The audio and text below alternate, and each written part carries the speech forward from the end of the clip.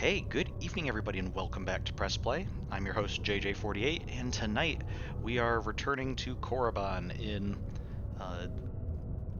Star Wars Knights of the Old Republic 2, The Sith Lords. So last week we had come to Korriban. Let me mute that real quick.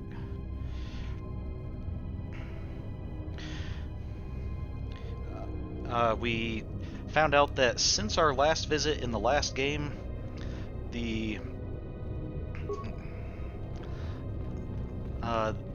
Sith Academy, after we took out its leader, kind of just fell to pieces, and everybody started fighting each other. And wasn't really anybody here except one of the Sith Lord, who's all cracked up, was here kind of as a trap for us. And then we escaped the trap. Let's see, can I? Okay, now,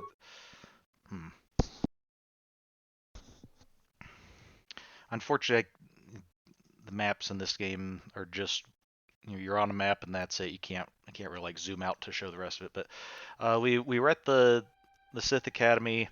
We escaped the trap there, came into this cave and found an undisturbed tomb, which when we entered it, we actually saw like a vision of the past of Malik recruiting Padawans to his side, and Revan's side for the Jedi Civil War. Fought him, and now we're venturing deeper into the tomb. And for some reason, there was some kind of a force thing that was keeping our allies from being able to enter in with us, so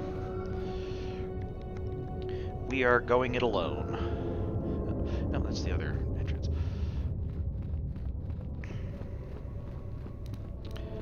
So let's keep going and seeing what we have in here.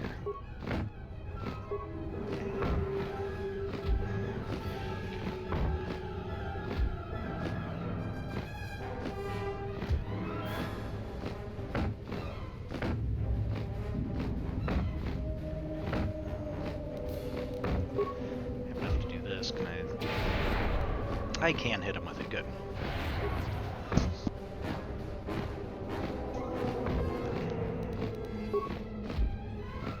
For some reason our force doesn't seem to be regenerating as quickly in here, which I'm guessing has something to do with the properties of the tomb.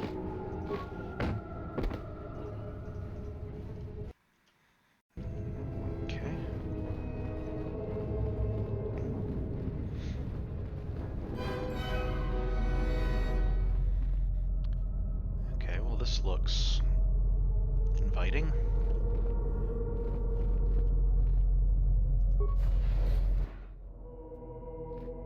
Com says we've lost another heavy droid transport. How can we break through the Mandalorian lines without support? The path is mined and the place crawling with enemies. I know we've got our orders to press forward, but we're at quarter strength. We can't, General. It's impossible. We need to retreat. Okay. This is Dxun, the heart of the Mandalorian Crusade. Okay, so we actually did fight on Dxun. That was, of course, the moon where we met Mandalore and his small band of Mandalorians. I remember, we charged the line. The losses were terrible. We had to charge. Our forces were fully committed. We would either win the battle or lose the war. There was no real choice. The battle is an invaluable opportunity. We will fight on. Let's see if we can find out more about where we are. So, presumably we're on Dxun in this memory. We know, General, but we just don't have enough men to accomplish our objective, no matter how important. We already lost half the men just getting to the path. They've got the rest of the company pinned down by the crash site. You can't possibly ask the troops to go forward. If you ask us to charge, will it make a difference? Will our sacrifice mean something?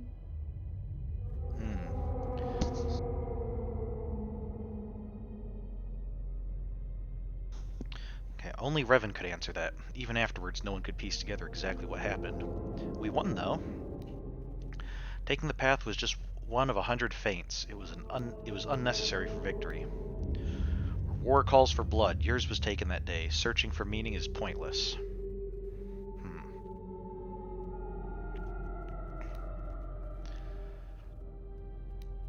So we can... So it sounds like, because this is a memory, I'm assuming because this is a memory, we can't really change it. I'm guessing the soldiers are going to push forward regardless. And so we're just kind of answering, what was the point of it? So we can either, starting from the bottom to the top, we can either say it doesn't matter what the point is. It's, this is war. We're going to push forward even if we have to spill all the blood of all of our troops. We can take a very negative view and say, yeah, it was completely unnecessary. It was just, you guys died for nothing, or are going to die for nothing, I guess. Or, hey, we don't really have the full picture. We don't know exactly what, whether this was required or not, but we do know that we won. So, I think I'm going to go with that one. One, we don't really know. If no one could piece it together, then we don't really know whether it was necessary or not. And maybe, thinking that it might have been necessary might help, bring some peace to the soldiers. So We will press forward if you ask it. The path is mine. If you ask us to charge, there will be losses, General. Oh, maybe we can choose something different. Not this time. I'll go up there alone. Or I stand by my decision. At the time, it was the right thing to do. We have orders, we follow them. The only casualties that mattered in that war were Jedi. Now charge. Now, we'll leave the troops here, and we'll go in alone. We don't need them to risk their lives. Thank you, General. Thank you. I mean...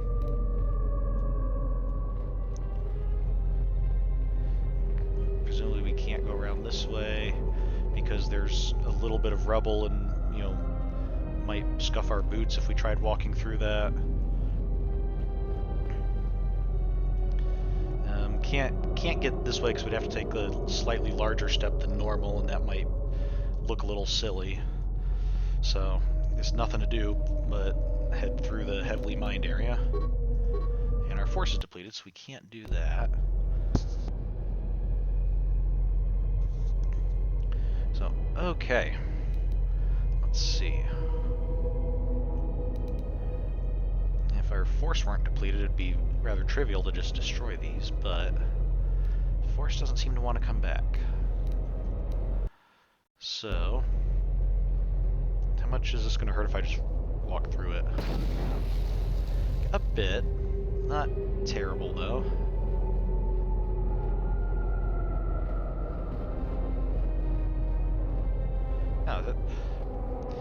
Alright, guys, there's nobody really shooting at us. You could just do what I did and kind of walk along the edge.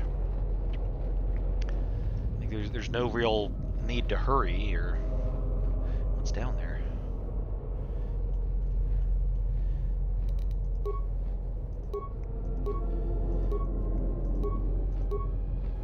Was there a... I'm trying to remember if there was a first-person mode or something. Be able to change our view.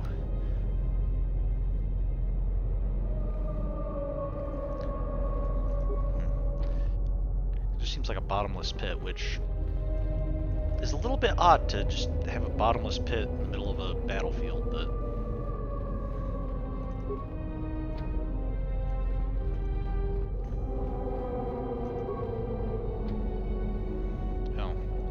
maybe do we need to actually clear the mines, run through them ourselves?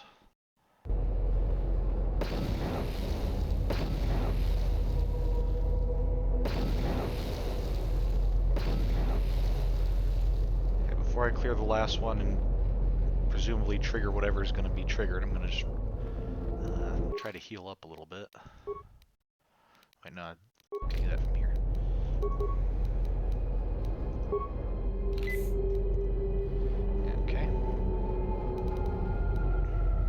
And now we fight.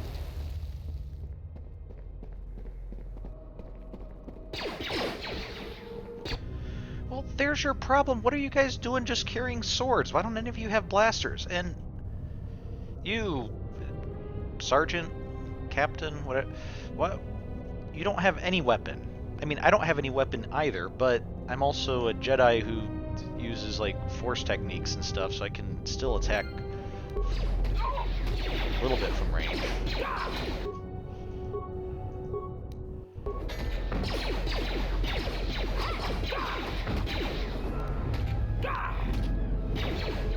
Okay, some of these Mandalorians are just standing around.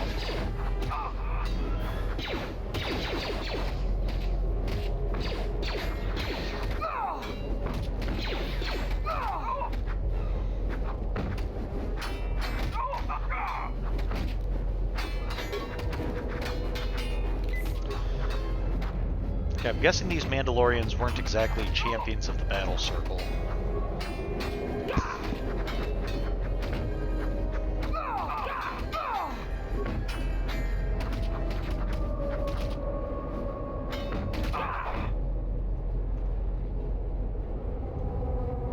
Okay.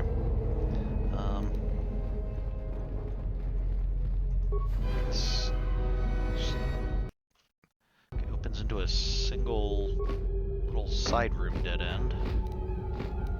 Hey, now we've got our force back. Let's try not to use it up on this fight. Maybe we only have so much force for each of these little challenges or something that it like recharges.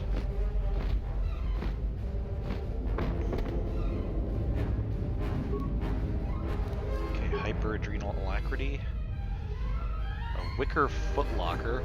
Not really a footlocker shape, but...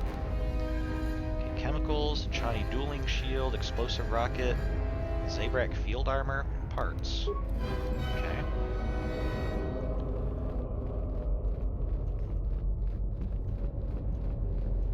Interesting, especially when we consider that this is a tomb, and we're having this kind of stuff buried in here, I guess.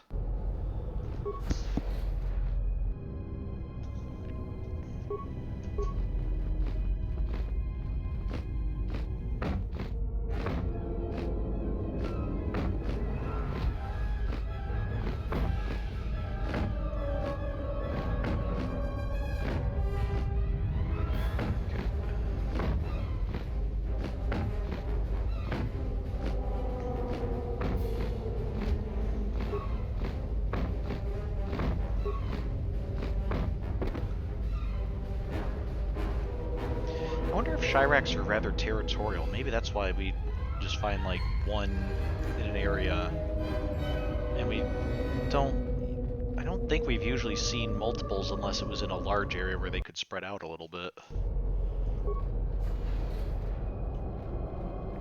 Uh-oh. What have we here? A Hissis. Are these the ones that become invisible?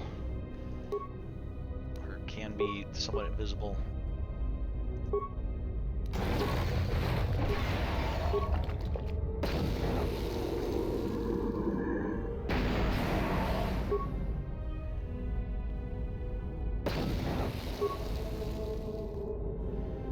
See if we can weaken it a bit from here. Okay, now he's free.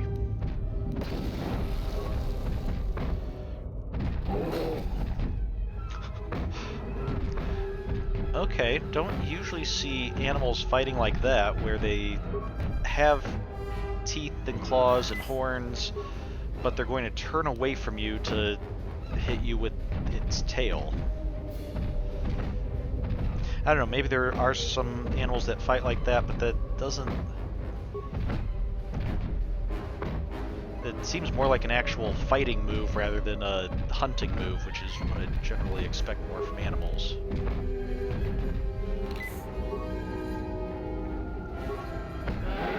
There we go.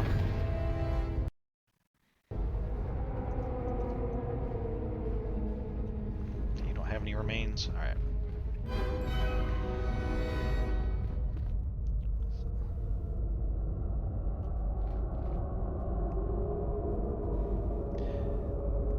I'm not sure if if we've seen something like this before in this tomb, I think I missed it because I don't remember commenting on like this. We have another one of these larger-than-life statues, but most of the statues we've seen on Korriban are like the servant statues, or like servant or slave-looking statues. This, like, it's a bit stylized, but I mean, this definitely looks like, that does not look like a servant or a slave. That looks like a very important person wearing some kind of robes, complete with giant shoulder pads on them. So I wonder if this might be the person who's buried here. Okay.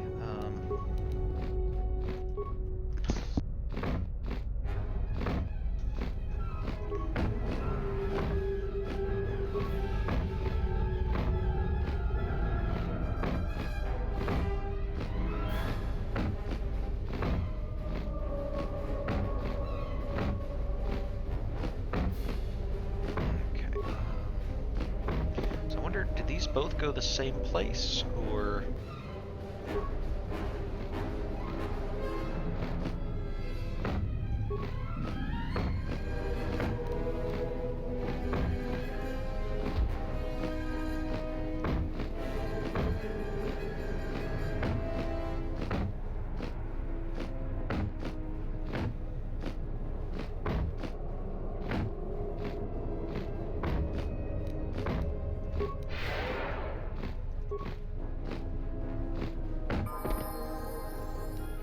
Hey, there we go. I'm gonna heal up more because I think when I level up, I get all my force points back.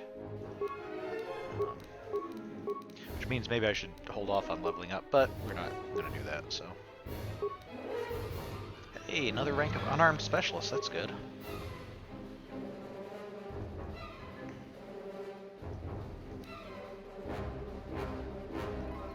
Okay, so increase our get +1 to attack and +1 to defense.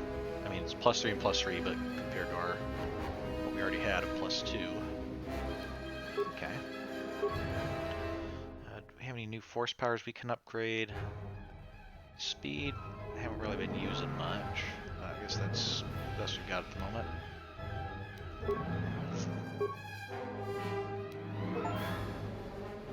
Hey, we got an achievement for having persuasion over 30.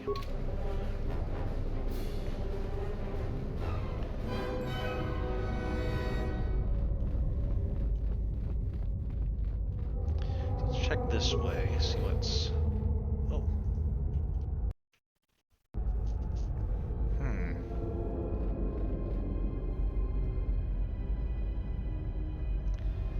Seeing a dark force thing and then somebody down there, I think maybe this is going to be a dead-end room, so we should check this way first, because that looks like that's definitely progression. Like, we're going to have to go that way eventually.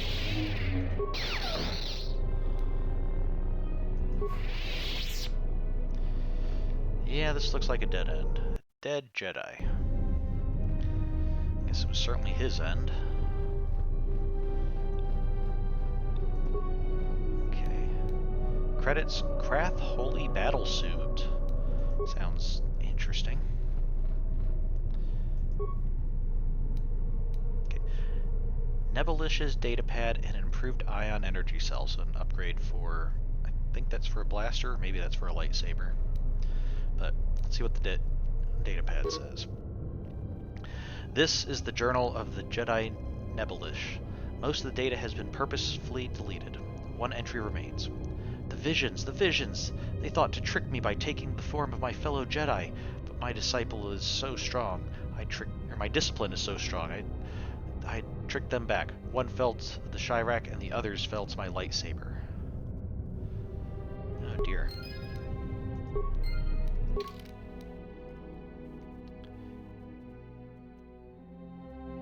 Okay, so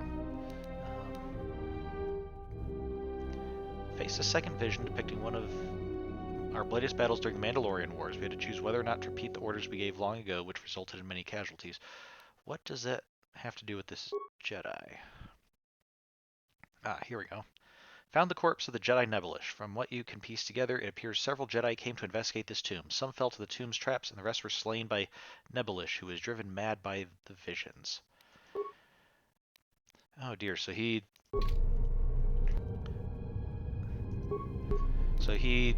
was having some visions, and I'm assuming he was having some visions and realized he was having visions, and then as a result was definitely going to need to use the Force here, I think.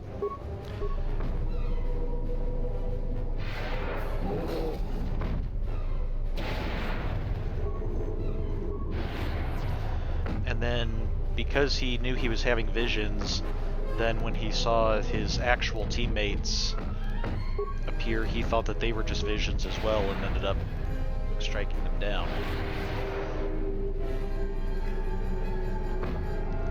I guess maybe it's some small solace that he seems to have died without realizing his mistake.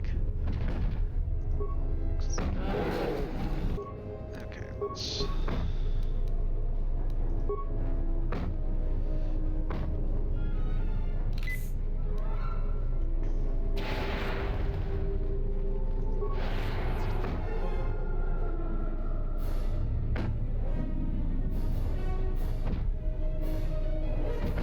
How in the world did I miss something that size? There's a giant lizard. Looks like it weighs 3 times as much as I do. Standing perfectly still in front of me, and I couldn't hit it with a large sweeping kick. That's... I think maybe I need to do some more training with the Mandalorians or something.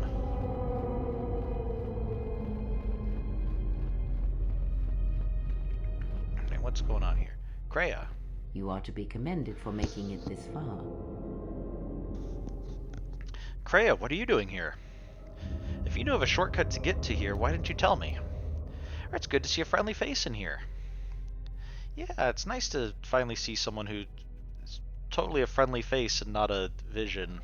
You've revisited the dark moments of your past, and now you must face the present. What do you mean? I'm ready for whatever this tomb will throw at me. Yes, there had better be some very worthwhile presents for enduring this tomb. Oh, I get it. This is another vision. You're not really Kreia. Yeah. Wait, do you? No, you're still missing your arm, so it's... Okay, but you are wearing much darker robes than Kreia, so you're not really Kreia. Your confusion is natural. The others and I will help you understand. The others? What others? We're alone here. Fool me once, shame on you. Fool me twice, shame on me. Yep, we'll go with that. Get away from her! She's a dark Jedi. Atton, where did you come from? Why do you say that? No, Atton, this is just a vision, not Kreia. Because we recognize Kreia as a vision, we don't recognize that Atton is a vision, or we don't think it's important to make that distinction. Or, okay, I'll play along. What makes you think Kreia is a dark Jedi?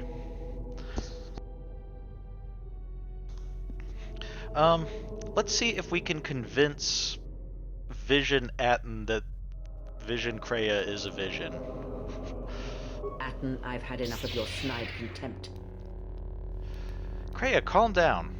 You should really back down, Atton. Or despite our differences, we need to work together. Well, interesting that Kreia is using a blue lightsaber. I forget what color lightsaber she used, if it was indeed a blue one when she lost her hand and was fighting the one Sith Lord. But considering we know that she has like a dark past, you would think that she'd have a red lightsaber, because that's a bit more standard for Sith. But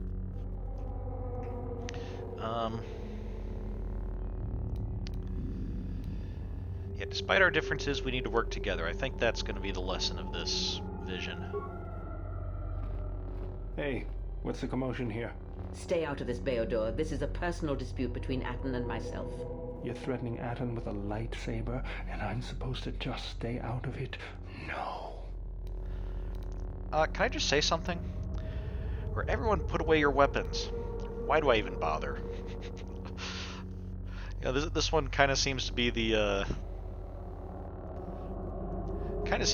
theme of this particular game, with everybody who joins our crew having some reason to dislike at least one other person on the crew, usually several. But let's see if we can talk about it. Can I just say something?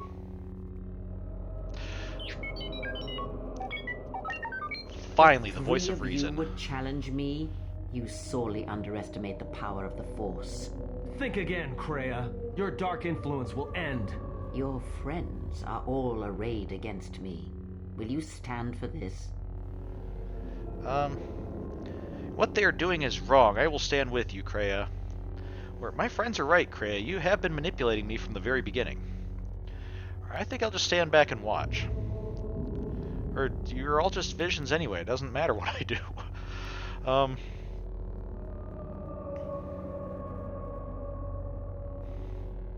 I mean, I get the whole point of the vision is it's meant to teach a lesson, so I don't know if dismissing it as a vision now is really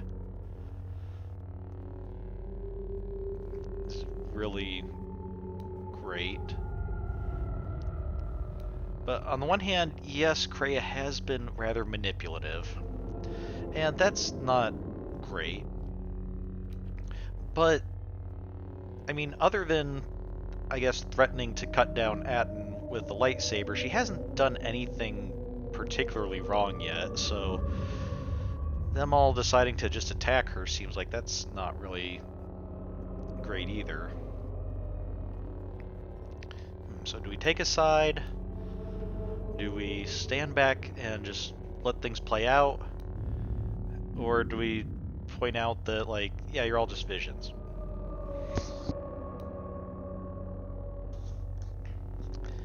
I don't know. We didn't just try to ignore the lesson of the previous vision, so that doesn't seem like that's the best idea.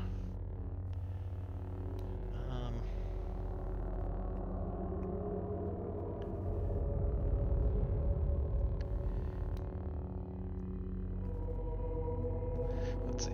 I think I'm gonna have to stand with the rest of my friends, because Kreia, you have been manipulating me from the beginning. You're just vision, Kreia. I wouldn't let them do this in real life, but here I think I need to, like, help my friends overcome your manipulative hold on me or something, is whatever the point of this vision is. I guess we'll find out when we try it. So, my friends are right, Kreia. You've been manipulating me from the very beginning. You, of all people, would judge me so? Am I not worthy of redemption?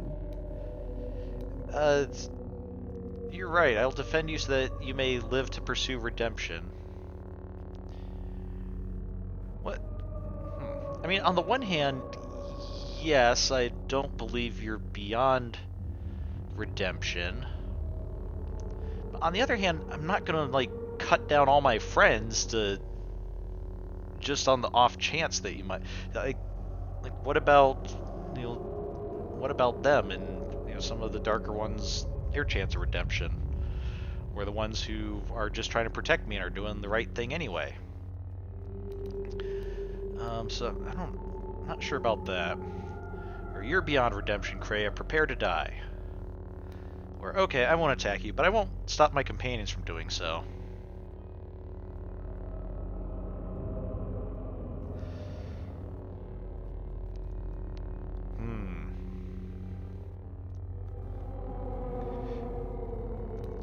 I do think this vision of Kreia is just being manipulative. I don't want to let it manipulate me into attacking my friends. On the other hand, I don't want to go with her actually being beyond redemption. I'm just gonna, I guess we'll just see how it plays out. Okay, I won't attack you. So you will do nothing? Apathy is death. Worse than death. Because at least a rotting corpse feeds the beasts and insects. Apathy is death. Apathy is death.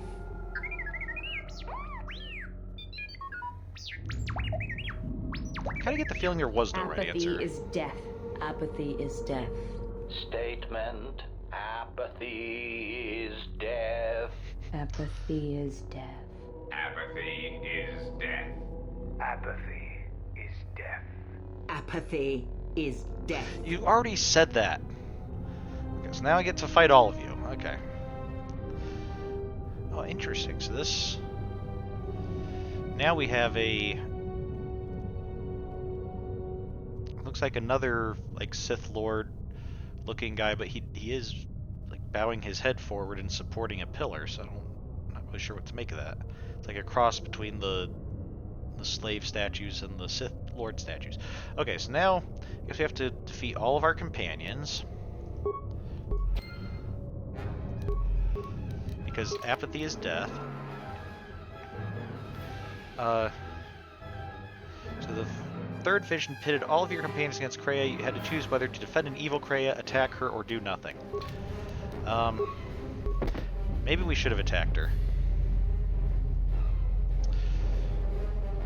But the thing is, I wouldn't have had a problem with attacking her, except for the, like, you're beyond redemption claim. That seemed a little bit much.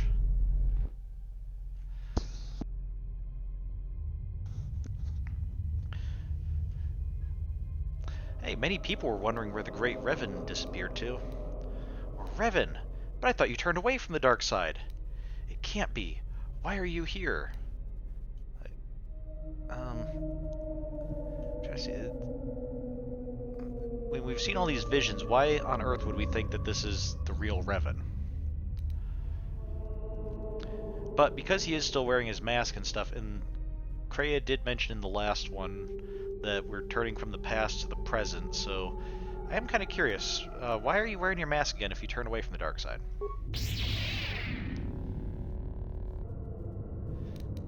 Is that Dark Jedi? Does that have my face? Is this supposed to be, like, symbolically I could have followed Revan and turned to the dark side, just as, like, he could have turned to the dark side?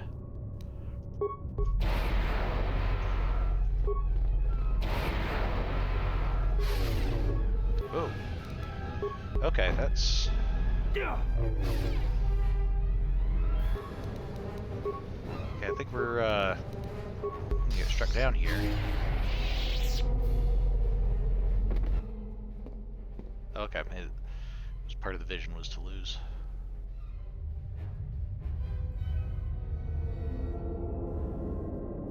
What just happened? Who was that? What are you doing here, Revan? Are you the source of these visions? Or what are you waiting for, Revan? Let's get this over with. Yeah, what just happened? It looked like a dark me just killed me.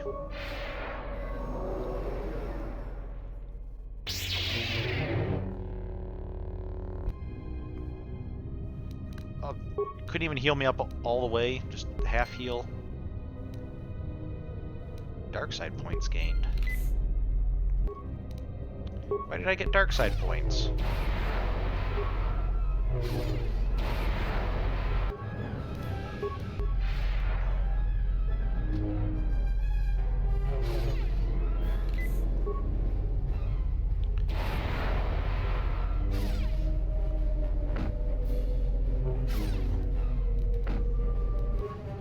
This is an energy shield. Maybe that'll help a little bit.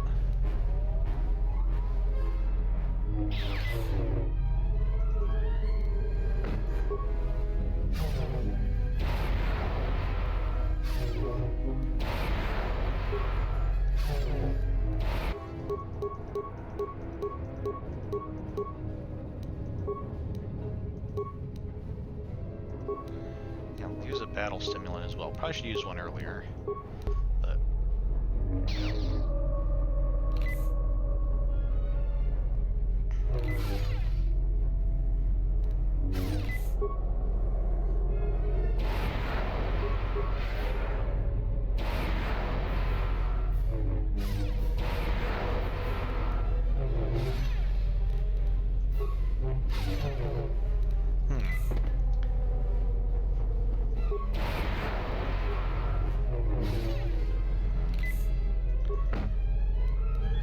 Maybe using those life support packs was a waste, because these advanced ones seem to heal me fully just as well.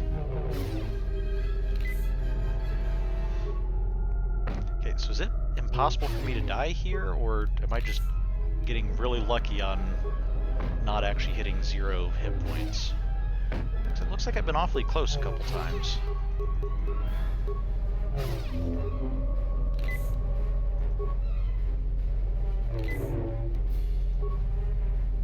You've succeeded in this trial. I am impressed.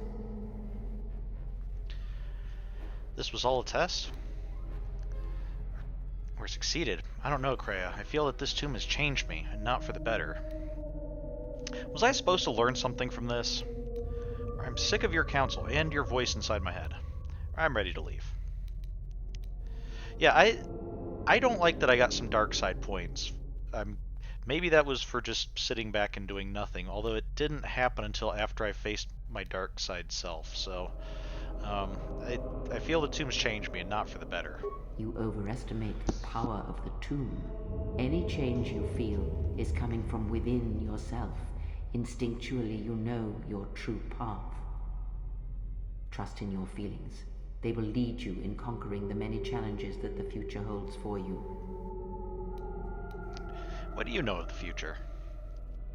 Was I supposed to learn something from this? I'm ready to leave. Yeah, what do you know of the future, Kreia? Surely you have felt what awaits. Events are shaping themselves about you, seeking to draw you into their center. I knew such was my destiny. Greatness is in my future. I'm ready to leave. Yeah, let's get out of here. I know I probably have a destiny, but I don't want to get all big-headed about like, oh, I'm gonna be so great because I have a destiny. Search the room you are in. You should be able to unlock a passage that leads outside the tomb. Hey, we got another lightsaber. Awesome. Okay, so what do we got here? We got a sarcophagus. We got some doors.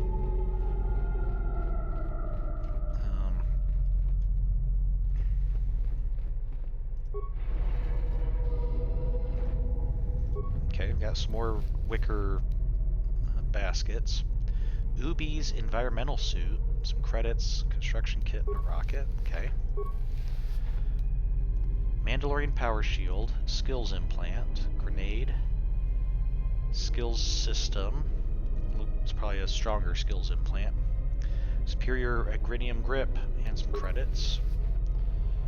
Okay, so that's... Hey, there's something in there.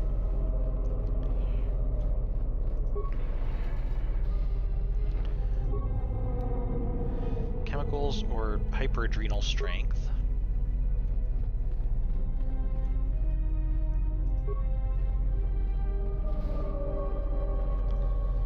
Mummified Ludo Kresh. Oh, was this... We had the, we had the 4 tombs outside, and then I think we heard about 5 Sith Masters. I think Ludo Kresh was the one who didn't have a tomb in the Valley of the Tombs. Okay. So this is where his tomb was. He did have a tomb here, it was just been hidden away all this time. Okay. Let's see. Why can't I fight with a lightsaber? I thought I have one. I do have a lightsaber, but because of the skills and feats that I've taken, I'm actually better off barehanded or just unarmed than I am with a lightsaber. Let's see if I... pretty sure this is the case. So, like, right now, if I have no weapon, I have a 27, plus 27 to my attack to try to hit things, and do 9 to 30 damage. If I switch to a lightsaber, I have plus 28, so a little bit higher chance of hitting, but only 5 to 23 damage. So, the increase in attack is negligible. So, yeah, a lightsaber is nothing compared to whatever this goofy pose is with my hands. So, which shouldn't even matter anyway, because most of the time I kick rather than punch. Ludo Kresh's armband and Ludo Kresh's war sword. Okay, what does Ludo Kresh's armband do? They have to be dark side, and it gives you additional strength. And additional defense bonus. Okay. Ludo Kresh was a powerful Sith who opposed fellow Sith Lord Naga Sadow in the Great Hyperspace War. This protective armband bears traces of the Dark Lord's once great power. Okay. Absolutely useless to me unless I'm a Dark Jedi, which I'm not. So. Oh wow, we took a big hit to our light side. We're no longer the maximum paragon of virtue. I wonder if the full light side option would have been to go ahead and attack Kreia, or what? Okay, where?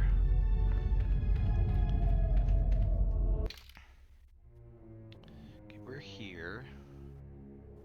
I wonder where our allies went.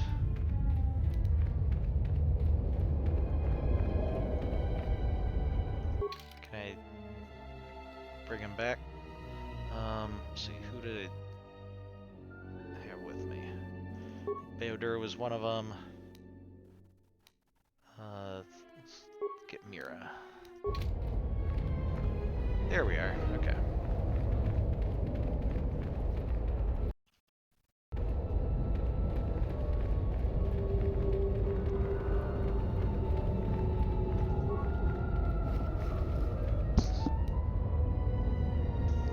Cardio power system. More implants. Okay, some hyperadrenals. Some Chiracs over there. I want to explore this way first.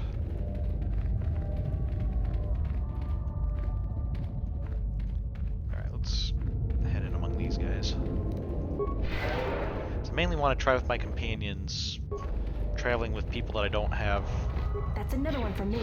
a lot of influence with yet, to try to increase it.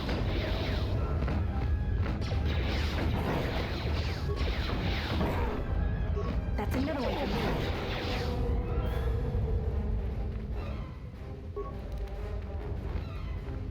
Like that? Oh wow, there's a lot of these guys. Over out of that cave, so yeah, I could actually see my force regenerating now, so.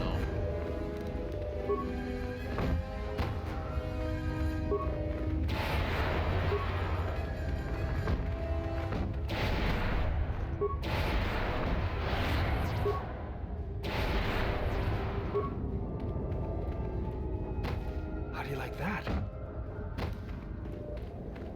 Okay.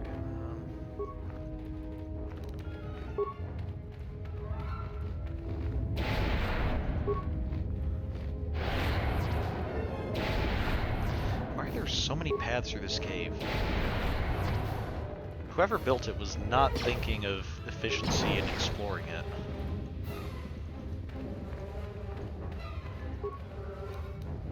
Okay, heavy repeating carbine and a slave master stun carbine, some couple blasters, some grenades and credits. Okay, more adrenals. Okay, we're back to, it goes back to the entrance. Let's see what this other path was. Which doesn't look like it actually joins up with this, so I guess it's a dead end, but we'll see what's at the end of it. Or does it just loop around to here, maybe? Paralysis dart.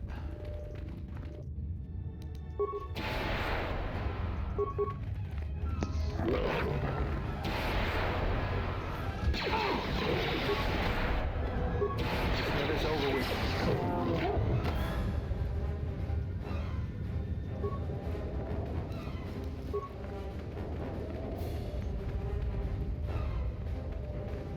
So yeah, this is the way back to big chasm chamber. Life support pack and strengthening underlay Mark IV. Mark IV sounds pretty strong. Might be able to upgrade our armor eventually. If we find something that's better than... I think we already have some underlays and overlays on it. Let's see what you got. That's another one for me. Yeah, if you guys can take out the ones that are blocking me from walking forward so I can go take out the one that's not directly threatening us, that would be helpful.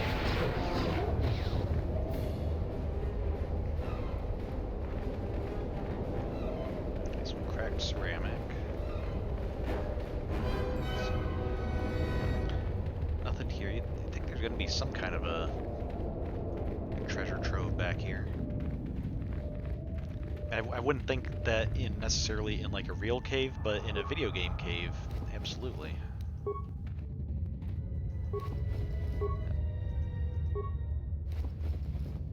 Elite Watchman Blaster. Oh, how did I? If this is the way back to the entrance, how did I miss that coming in?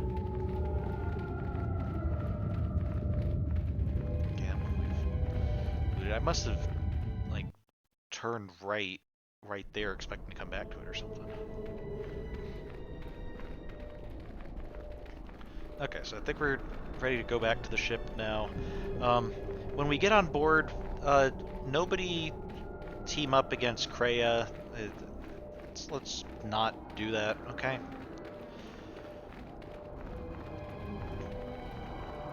I mean, you know she's sketchy, I know she's sketchy, she knows she's sketchy, but it doesn't mean we have to fight about it.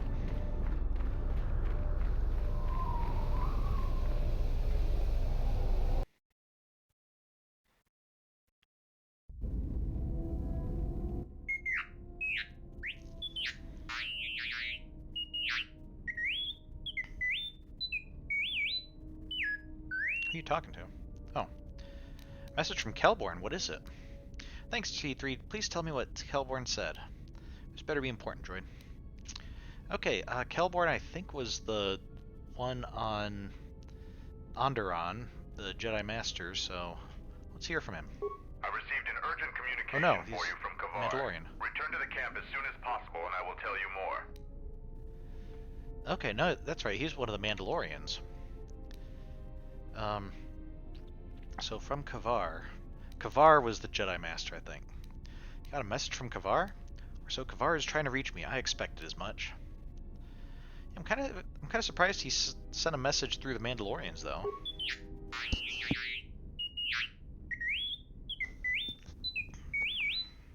Okay. Yes, we should return to the Mandalorian camp as soon as possible. Or I don't care how urgent Kelborn says it is. I'll return to Dxun when I feel like it. Or, okay, I got the message. Well, we're going to return to the Mandalorian camp, but I think there's one detour I want to take first, so... Finally decided to let me take a look at your circuitry. Answer, indeed I did. I hope you understand how difficult it is for me to trust a meat bag with something as delicate as my inner mechanics. Explanation. Our encounters with my copies has convinced me that I should look into upgrading my capabilities in order that I may be able to destroy them with greater impunity. Worried you might be going obsolete? I understand. Objection. Nothing of the sort. I am programmed to improve my capabilities if it will improve my chances of destroying a target, even as unsavory an avenue as this. You don't have to suffer on my account. Maybe you are better off not letting me dig around in you. Retraction. You must understand, my previous interactions with meatbags have rarely been pleasant. Disclosure. After all, most of those meetings involved the termination of said meatbags. It obviously couldn't have been your charming personality. Now, if you want me to see if I can upgrade your functionality, just let me get to work on you. Answer. In that case, please go ahead. Just be careful not to damage any of my delicate parts. Analysis. My self-diagnostic indicates that my performance has indeed been improved. Also, many of my systems are reporting improved efficiency. That's Commentary. I am most pleased with this turn of events. It would appear that my initial analysis of your mechanical abilities was incorrect. You're welcome. Permanent +1 to Constitution. Okay, that's good.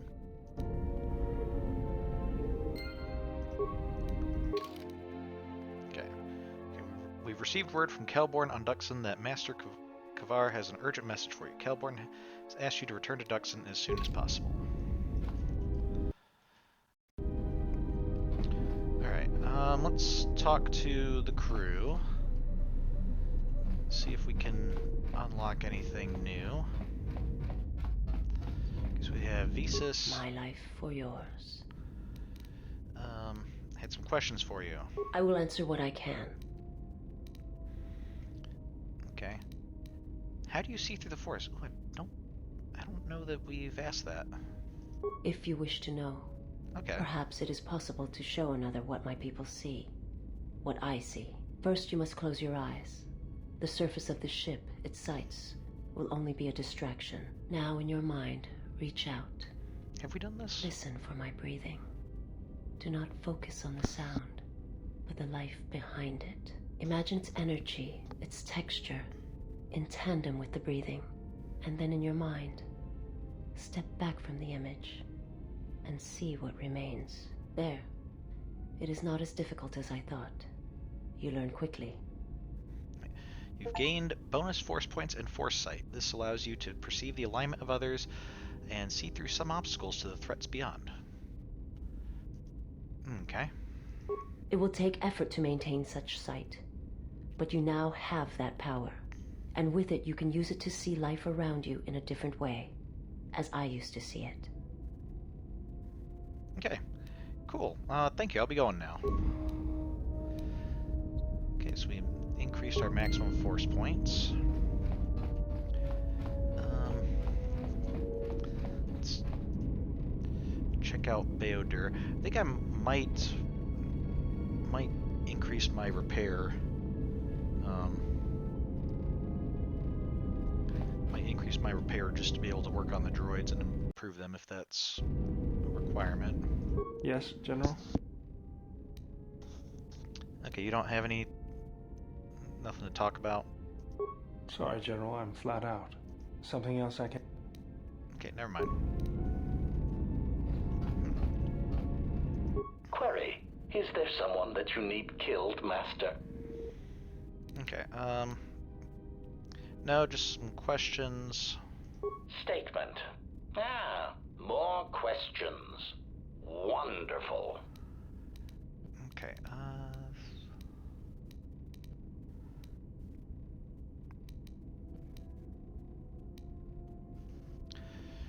thought there was some of these that required influence. Did ask him about his previous master require influence? Answer. Master, ironically enough, I seem to have developed consolation. Besides, you... Yeah, okay. So don't have high enough influence with HK. I don't know if traveling with him more would increase our influence or decrease it, since we seem to be a little bit too light side for his tastes. We'll try traveling with him some more. Mira, Yeah, something wrong? there's some questions I wanted to ask. Go ahead and ask. Okay, you seem restless. Were you raised on Nar Shaddaa? Okay, I think... Have we done You Seem Restless? It's all this traveling, being trapped in the ship. Everything's just too quiet. Okay, well, savor it while it lasts. Too quiet? This is no smuggler's moon. Yeah, too quiet? I'd rather be doing something, somewhere with people, activity, some life. Well, you know, maybe if you came out and talked with people instead of, like, hiding in this little wardrobe or whatever it is. So, like Nar Shaddaa? Or were you raised on Nar Shaddaa? Yeah. So you prefer to be on Nar Shaddaa? Yeah, it's been a while since I've been off planet. Guess I got used to it. Okay. Used to Nar Shaddaa, is that possible? Or how so?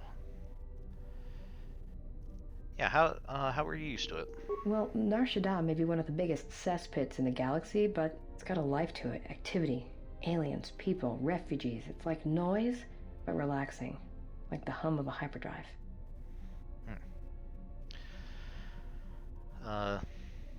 Kreia showed me how to listen in Nar Shaddaa once, how all life there is connected, is bound to each other. Or it's like the tortured groaning of a trash compactor. Or more like a screaming broken hyperdrive that carries a vibroblade and hits you up for credits. I think we started kind of losing the metaphor there. That's not really how I saw Nar Shaddaa. Interesting way of putting it. It's true.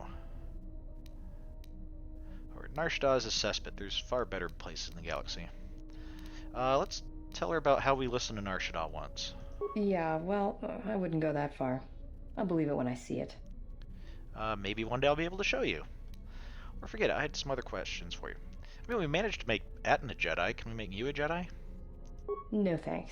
You can keep your Jedi training to yourself. I already know Nar Shaddaa better than you ever will. Okay, but that's just because I don't have enough influence. You get some more influence and then we'll make you a Jedi, I guess. So, never mind. Okay, so HK, we want more influence. Bayodur, I feel like, should have more options. Maybe we need more influence with him as well. Mira needs more influence. Visas, I think, doesn't need more influence. I think that we kind of hit the max of her line. I think we're pretty much maxed out with Atten, making him a Jedi. Where's T3?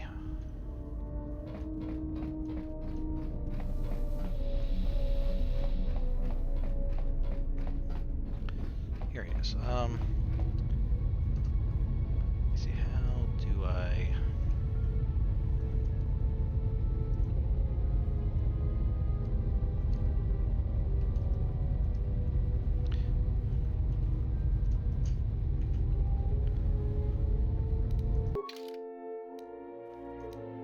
Okay, good.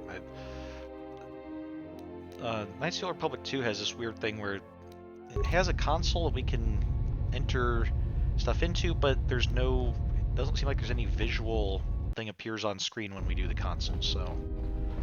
We just have to type stuff in and then see if you did it right, so... Okay,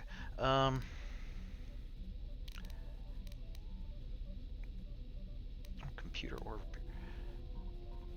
was I already good at repair? I don't know. Let's do this. I can also upgrade my computer, I guess.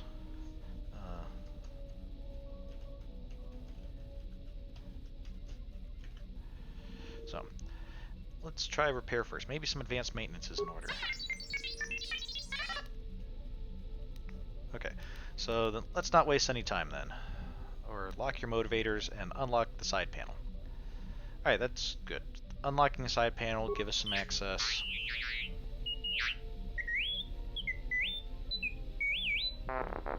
Hey, successful! Okay, those upgrades should be good to go. Yes, you'll be tougher and faster. No, you won't be able to fly, but jets on a T3 unit would only make you look like a mutated swoop bike. Yeah, T3, we can't have everything, you know. I mean, whoever heard of a droid with little jets that make it fly? That's just silly. So, due to our repair skill, T3 has become tougher and faster, gaining +1 dexterity and +1 constitution. Okay. No, I'm fine. I guess I just got caught up in my work. Or, well, I need to concentrate on you, which means shutting out the rest of the ship. As long as you're fixed, don't worry about me suddenly blanking out.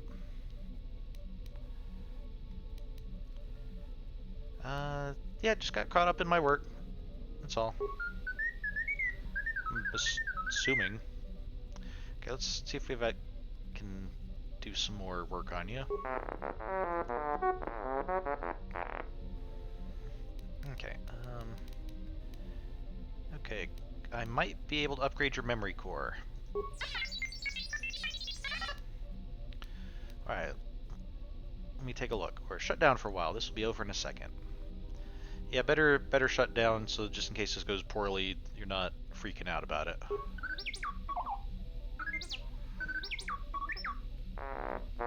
Hey, successful. Alright, all done. How do you feel? Or that should up your processor speed. Finally, maybe you'll be a little more useful around here.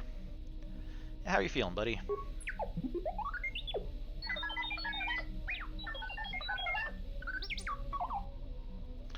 Alright, he's gained +1 intelligence.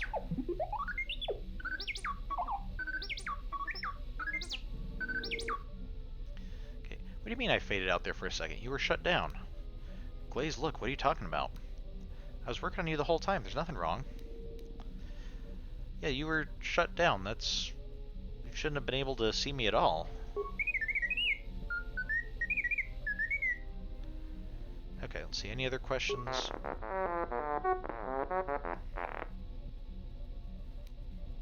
Okay.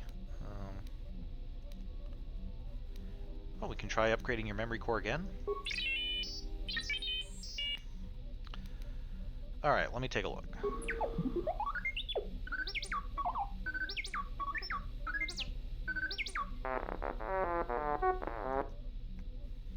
Okay, how do you feel? Oh. Trying to skip past his silent line and missed out on what it did. Probably another intelligence or something like that.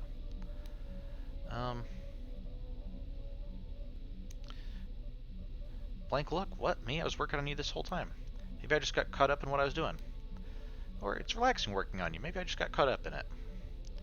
Yeah, having a little project, it's a little bit, you know, just kind of let your mind wander. I wonder if this is going somewhere with these blank looks T3 detects in us. Okay, let's try this again. Okay, let me tackle some of your higher functions. This might take a while, so you might want to lock your systems down. Yeah, better, you know, well, unless we need to turn you off, I guess it doesn't really make much difference to you. So let's tackle some of your higher functions.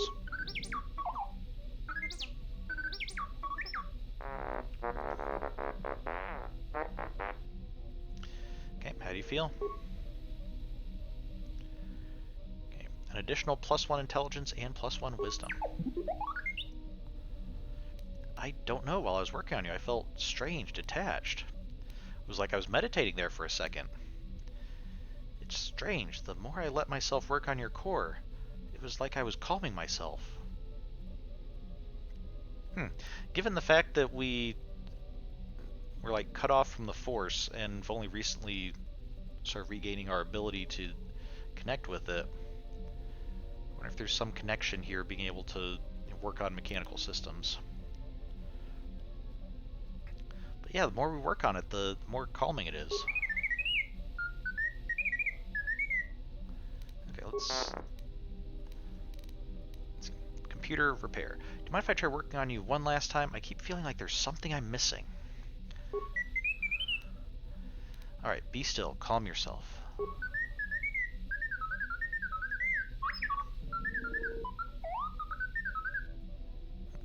You've gained +1 wisdom and recovered part of your connection to the Force, learning a moving meditation to calm the mind.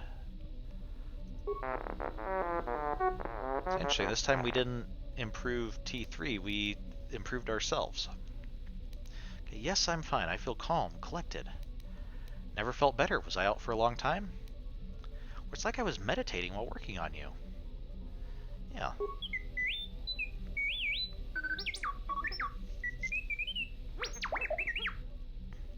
If T3 is wounded and you both are not in combat, speak to him to meditate and recover some of your force points.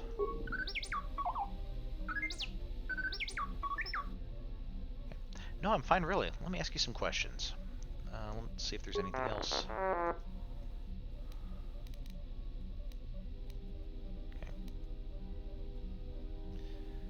Okay, so yeah, now we can say, I want to practice my moving meditation I learned on you.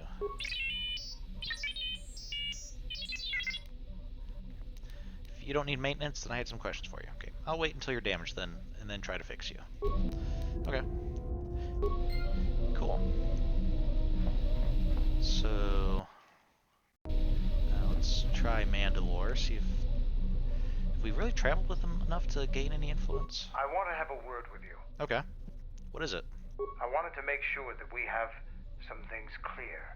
Right now, we both seek the same goals, whatever our reasons may be. Yeah. The Sith must be stopped. If they destroy the Jedi, the Republic will fall and my people will be eradicated or enslaved. To survive, I'll help you. But as Mandalore, I have another duty.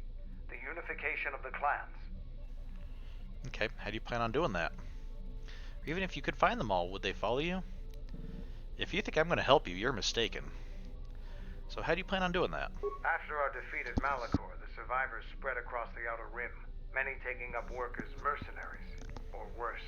But they cannot have fallen so far that they will not recognize a new Mandalore has been chosen. One who will restore our people to glory. I'll fight beside you, but I'm warning you, don't get in my way. I'm not asking for help. I'm just asking you to let me do this. Cross me, and I might have to reevaluate our arrangement. Okay. I can't stand by while you resurrect a threat to the Republic. Or I never wanted your help in the first place. Or is that a threat? Or I'll consider what you've said. On the one hand, we don't want to resurrect a threat to the Republic. On the other hand... trying to think, is there any possibility that, like, if we help out the Mandalorians, they might see us as friends and allies rather than as enemies and opponents to fight against? Like, or maybe could arrange something where if they do want to fight, we have some kind of arranged fight, like in the battle circle, rather than, you know, them conquering planets or something. I don't know. Well, I'll consider it. After the Sith are dealt with, you can turn your attention to us. Or maybe we can forge an alliance of our own. Yeah, our next there we battle go. need not be fought against your Republic. Consider what I've said. Now, is there something else you needed? Yeah, there we go. Let's see if we get on the Mandalorians' good side, they might decide that, yeah, they don't really want to fight the Republic. So, okay, never mind. Okay, KotOR2, I don't think we've traveled with him much. We're probably not gonna have much influence. Yes. Is there something you have come to offer me? I wanted to talk to you about your operations on Nar Shaddaa. I am willing to indulge some of your questions. Okay, so Voga, a lot of your operations on Nar Shaddaa were carried out by droids.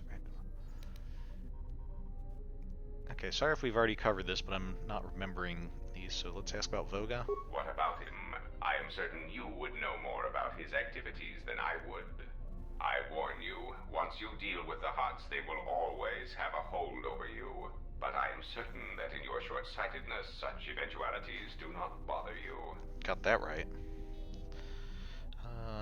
Let's see. You may speak. Your base of operations, what capability does your droid possess? I think base of operations was one we needed influence for. Now, that would be telling. For now, my presence must remain a secret, and it may remain that way forever. Okay. Never mind. I think we're gonna need more influence from him before we can open up some more options. Kreia. Hey, Kreia. How's it going? Not getting attacked by everybody else on the ship currently, I see. That's good. You are spending time with the servant of Atris. So what? Surprised you know so much when you never leave this room. That is none of your concern. It's 5 seconds into this conversation, and I've already had enough. I'm going now. So what? Yeah, she's helping me train in hand-to-hand combat. I knew her mother. She was a Jedi Knight, a master, named Aaron Kai. Jedi are forbidden to have children, and when the crime finally came to light almost a decade later, Kai was exiled. She joined the Mandalorian Wars after the shame of her birth was revealed. How do you know that? The handmaiden told me not to speak of it. Or she served under Revan? I don't remember her. Are you sure?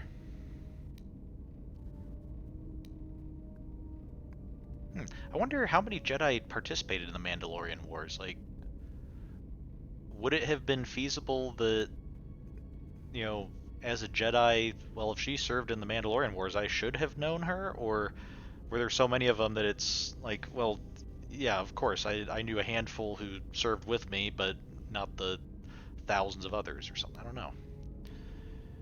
know. So she served under Revan?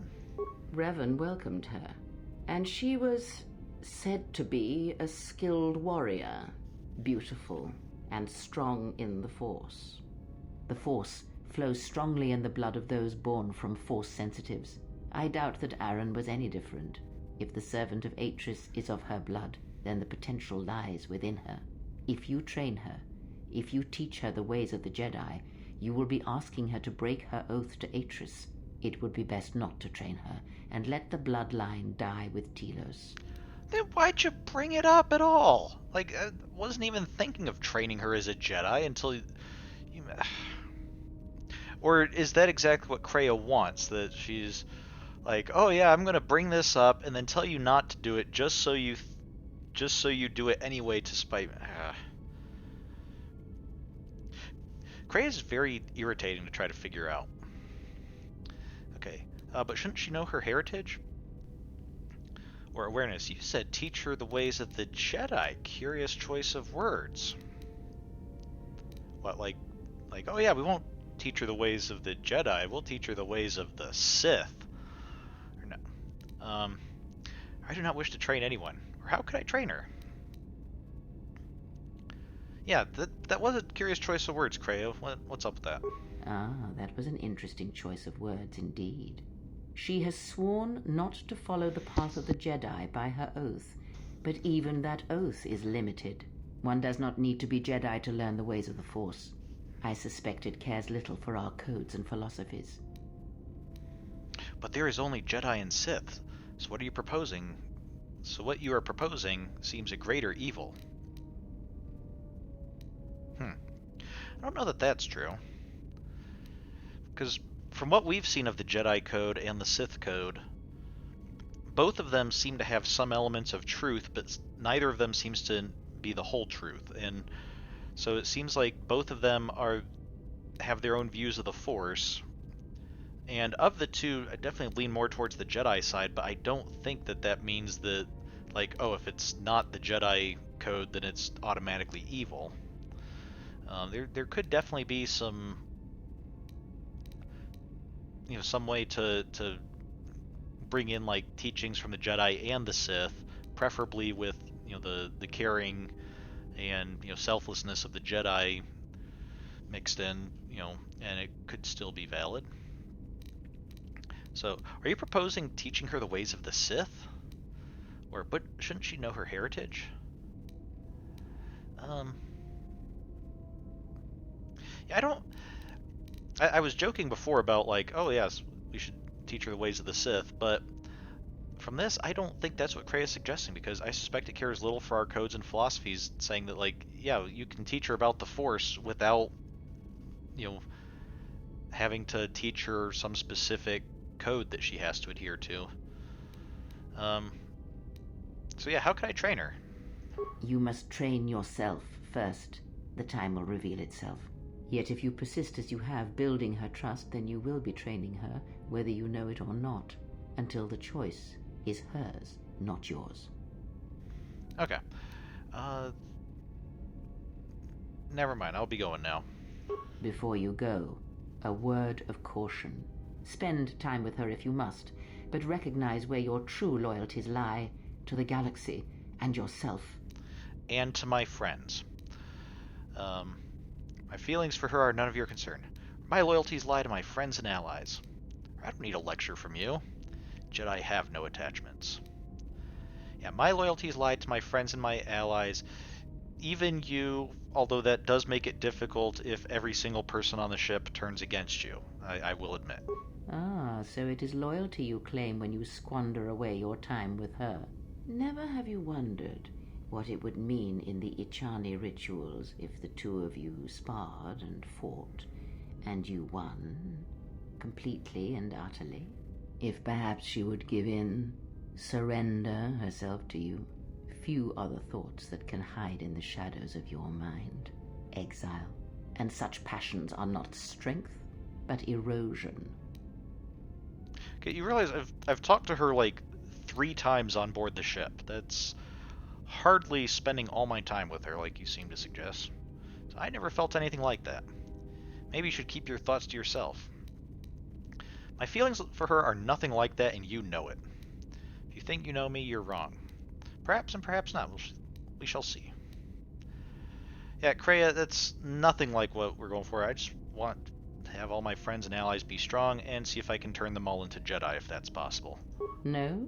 Then perhaps or I was forced simply users, mistaken. I guess. Very well. I shall keep such judgments to myself. Yep, you do that. Okay. let's go talk to the handmaiden and see if she wants to become a Jedi. Yes? Can I ask you some questions? You may ask. Okay.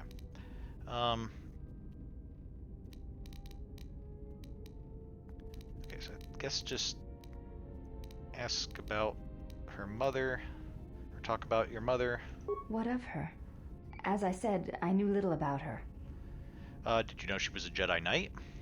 She was a Jedi. Her name was Erin Kay. Or Erin Kai? I forget how Kreia pronounced it. The Mandalorian Wars. She was one of the Jedi who served and died there, and good riddance.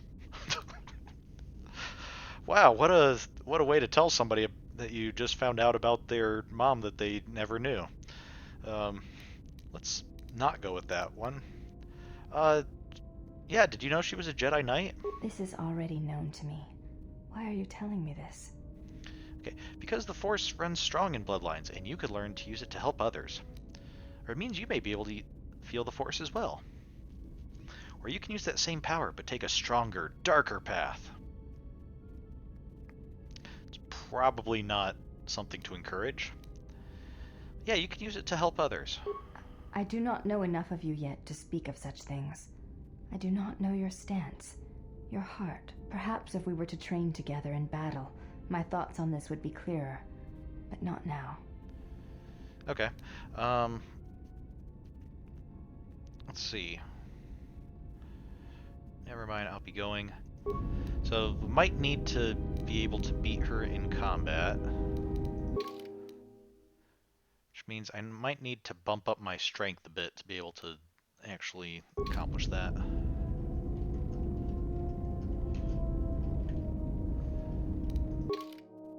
There we go. That ought to do it.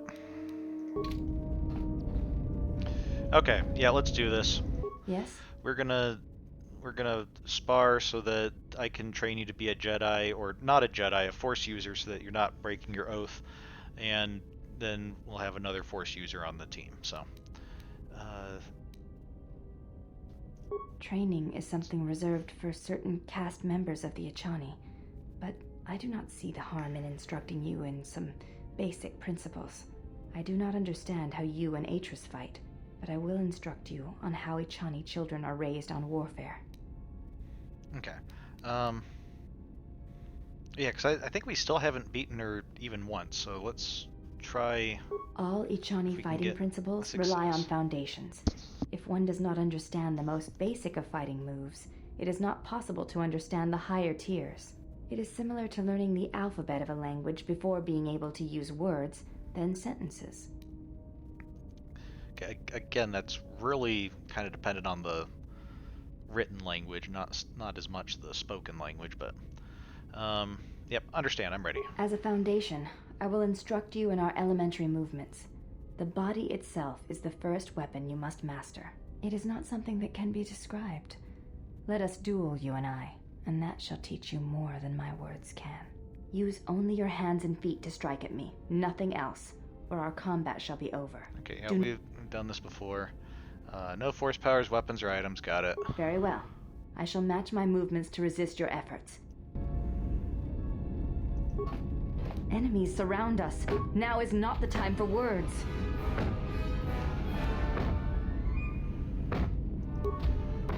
I was thinking we'd be doing quite a bit more damage with bumping up like this, but there we go. You fought well indeed. You have caught the principles of the style by watching and anticipating my movements. Before you go, there is something I must know. Why did you go back, face trial? Because I felt they deserved an explanation. Maybe I had to hear me defend myself just to be certain. I guess I thought maybe they could help me. I'm not exactly sure. To let them look upon me and see what war was and how much hatred I had for them. Or only to show them their own weakness and cowardice. No, yeah, I felt they deserved an explanation, and, you know, it was good to be able to talk it out and know that I was, so I could be certain that I had chosen correctly. I see. It was always something I was curious about, to walk to one's own sentence willingly. It's a brave thing. Okay, so I had some other questions. Now will you be a Jedi or You may Force ask. user? Okay,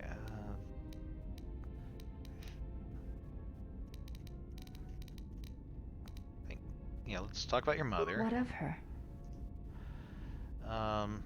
So she was a Jedi. Her name was Erin Kay. This is already known to me. Okay. Yeah, you could use the Force. I do not know enough of you yet. Perhaps if we were to... Okay, well, You may let's ask. try sparring again. Or, did she ever tell us her name? I think that was another thing that we had to get higher influence on. Before entering Atris's service, yes, I carried a name, as all the children of the Ichani do. Okay, what was it? It is not important. My title and rank is of consequence, not my name. I take value in Atris's service, not in myself. Okay. Yeah, you should take value in yourself as well. I think we need to get back to the other We questions. all have value in our oaths to others, and the promises we make. When we make that pledge, we are pledging ourselves to something greater. When importance is placed on the self, then by such acts the galaxy is unmade. Yeah, I think we've already gone through this. Let's go back You may to... ask. Let's try sparring again. Yeah. Wait, where's... Yeah. Let's do some more fighting moves. Very well. I think you are ready for the next tier of instruction. For this we will keep the etiquette of the last duel, but we shall add any melee weapon you choose to the ritual, with the exception of the Jedi weapon, the saber. Vibroblade, Bothan stun stick, force pike, whatever you wish. But no items, no force techniques. Okay. Any melee weapon, but not items or force powers. Got it. Then let us begin. And again, do not hold back. I will not. Yeah, I think I'm actually gonna still be better off just fighting barehanded. Maybe power attack would be a good one.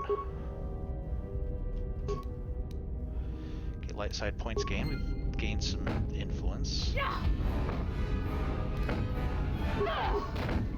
Okay, yeah, power attack seems to be working pretty well. Which makes sense. This is the one that I think that will actually increase our damage. Okay, well, they're still getting kind of low. You fought well, but you announce your motions before attacking, sometimes quite loudly. Take as long as you need to recover, and if you wish, we shall fight again. Okay, yeah, I'd like to try again. Very well. Let us do very well. I think you are for this vibro. Yep. Then let. Okay, maybe power attack wasn't... Okay, flurry seemed to work pretty well last time.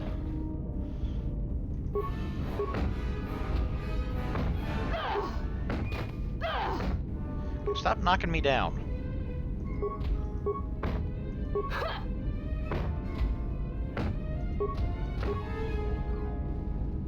There we go. You fought well indeed. You have caught the principles of the style by watching and anticipating my movements. Okay. Well, Yes? okay, now do you want to be... You may ask. You want to use the Force? What of her? This Yeah. is... perhaps... Okay, let's You may fight ask. again. I think you are ready for the final tier I wish to teach. You have made much progress. For this you may use any melee weapon and any shields you possess, but nothing else. No Jedi saber, and no other items. Okay. I'm not sure if I really need to. I'll remember that if we lose badly the first time, I can equip a shield, but We let's shall try begin this fight. Let's try it without it first.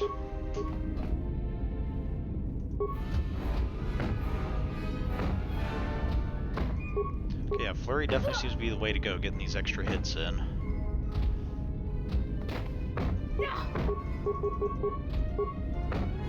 There we go. Atris was correct about you. You know war, its motions and currents. There is nothing more I can teach you. Okay. Then maybe I can teach you some things. Yeah, let's use the Force now. You seem to be anticipating my attacks. Or, we've already discussed fighting without clothes. Thought we convinced her to wear some before, but then she just doesn't. That was just temporary or something. So, yeah, let's try to learn the Force. I have already learned much of your styles and combat. There is no need to know more. Okay. What's the problem? You sounded hesitant. Combat among the Ichani is a personal thing. Repeated duels are not what they are in other cultures, and I would rather that this not become more than it is. And I have taken an oath to Atris against studying from a Jedi, or anything of the Jedi teachings. Okay. Why? But do you want to learn? Forget it, I had some other questions. Yeah, why did you take such an oath? That seems an interesting choice. My father broke his oaths. He shamed us all. I do not wish to follow his path. I swore not to follow his path. If I were to follow a Jedi against Atris's wishes, then I would be betraying her for you. Okay. If I am lost, then all I know, all I can teach will be lost. I wish someone to know what I have learned.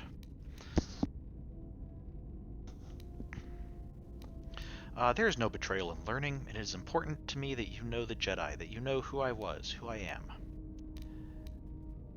And if you do not do what you want, then you betray yourself. Seems a little bit of a selfish attitude. I've fought beside you. You know me as well as you know Atris. What do you want? Forget it. Okay, well, all of these seem like kind of a... I'm forcing you to choose between me and Atris. It's not really a great thing, but, I guess... You know, what do you know about me? What do you know about Atris? And what do you want? Let's try that. This is a difficult thing for me to say, but I ask that you be silent as I tell you this. It is my desire to learn from you what you can teach me of battle. I have already learned much in our duels, but with every battle, I wish to know more of you. Your stance, your movements, I can sense shades of meaning and an echo of something I have yet to experience. Atris said that you were the only Jedi to have survived the Mandalorian Wars, that you had stared into the heart of war and only turned away because you were forced to. I do not believe her. I believe that you made a choice, as my father did, and that is important to me, more than you know. And you are important to me more than you know. I will accept whatever you wish to teach me, though it breaks my oath to Atris.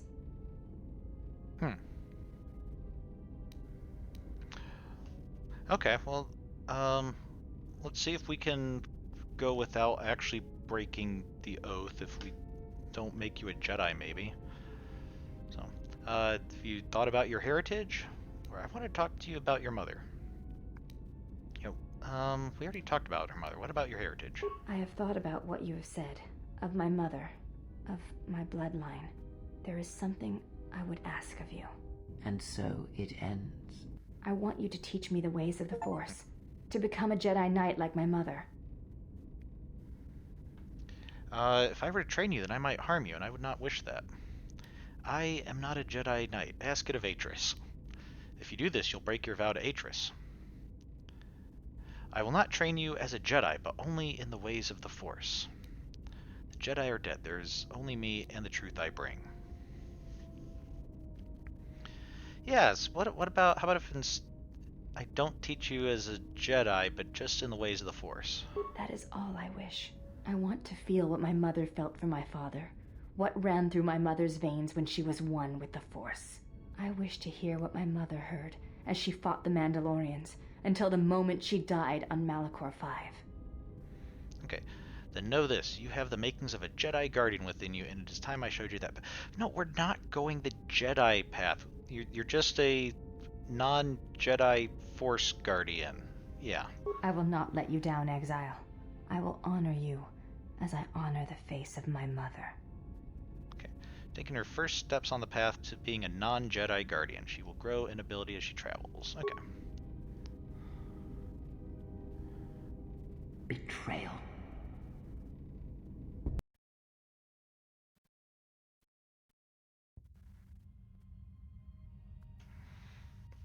Oh my. Betrayal. Betrayal. Mistress? She has betrayed me. The last of your sisters has betrayed me. Betrayed us. She is your sister no more. She does not travel with the exile. Instead, she has chosen to walk the path of the Jedi. Mistress, forgive us, but are you certain? She would not forsake her oath so lightly. It is the truth, and it is done. Do you doubt me? No, mistress. It is you who saved the Jedi upon Dantooine, who have collected their knowledge and hid it here to protect it. But why? How did she fall? It is a sign of his corruption, and perhaps hers as well. He will train her, and she will be flawed. Yep. Again, not teaching Jedi. So. Okay. Well, we'll guess we have another Jedi in the group. That seems like that might cause some issues at some point, but I should probably put some clothes on, huh?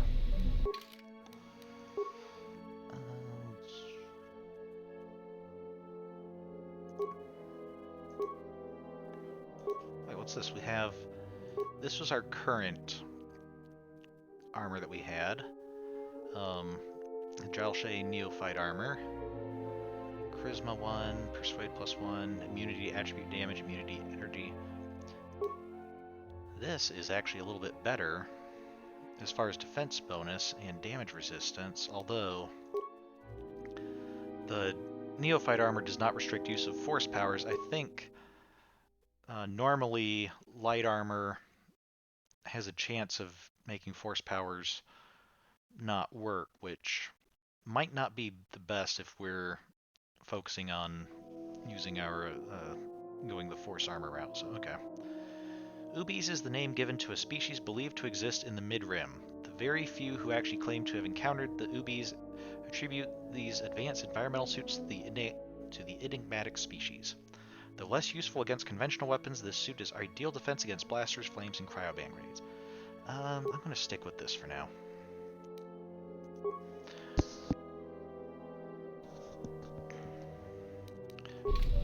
So I do also wonder, it seemed like Kreia was the one who clued Atris into the fact that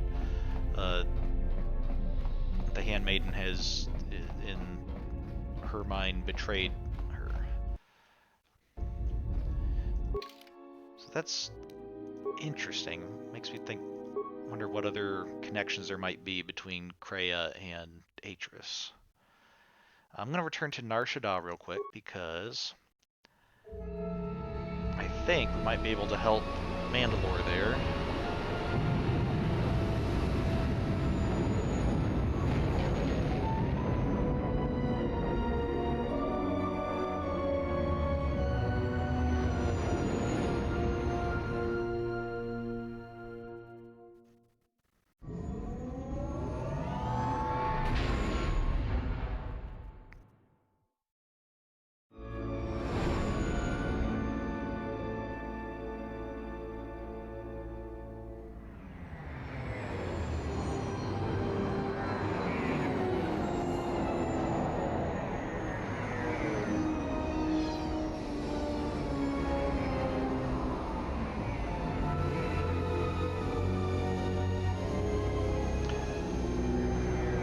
So hopefully this time around, because it looks like we're parking on the same pad we did before, hopefully there's no dispute with somebody else wanting to use the pad.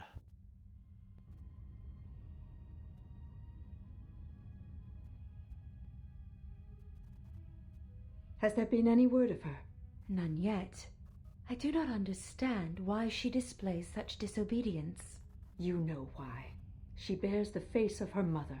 Why Atris would have sent her on such a mission is something I do not understand. In terms of combat, she is the last among us.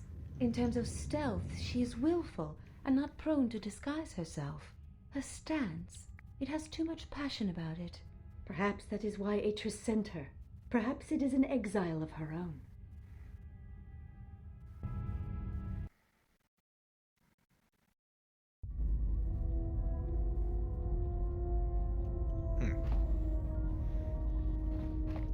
Definitely seems like the Handmaiden story is one of the more developed stories in this game.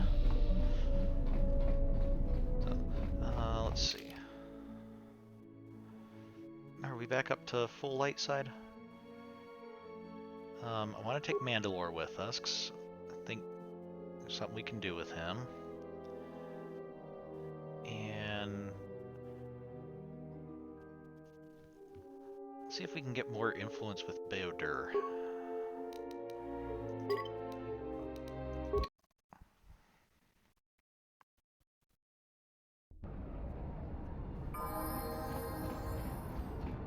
Oh, you guys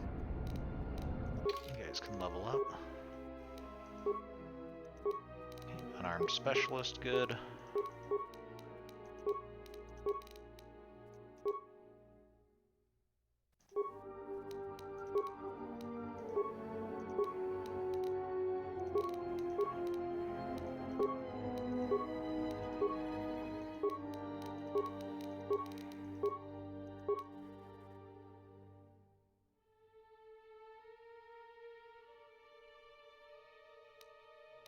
What's it? Precise shot 5. Increase the damage done with ranged weapons by 8. Minus 10 penalty to attempt to deflect the blaster bolt. Okay. So yeah, kind of equipping him for ranged weapons, so that's good.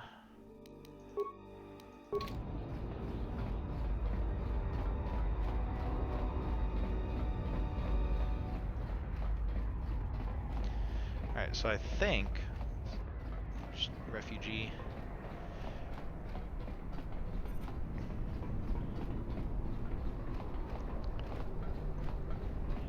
I think Mandalore is looking for the scattered Mandalorians, and I think I recall that there were some Mandalorians in the little apartments over here.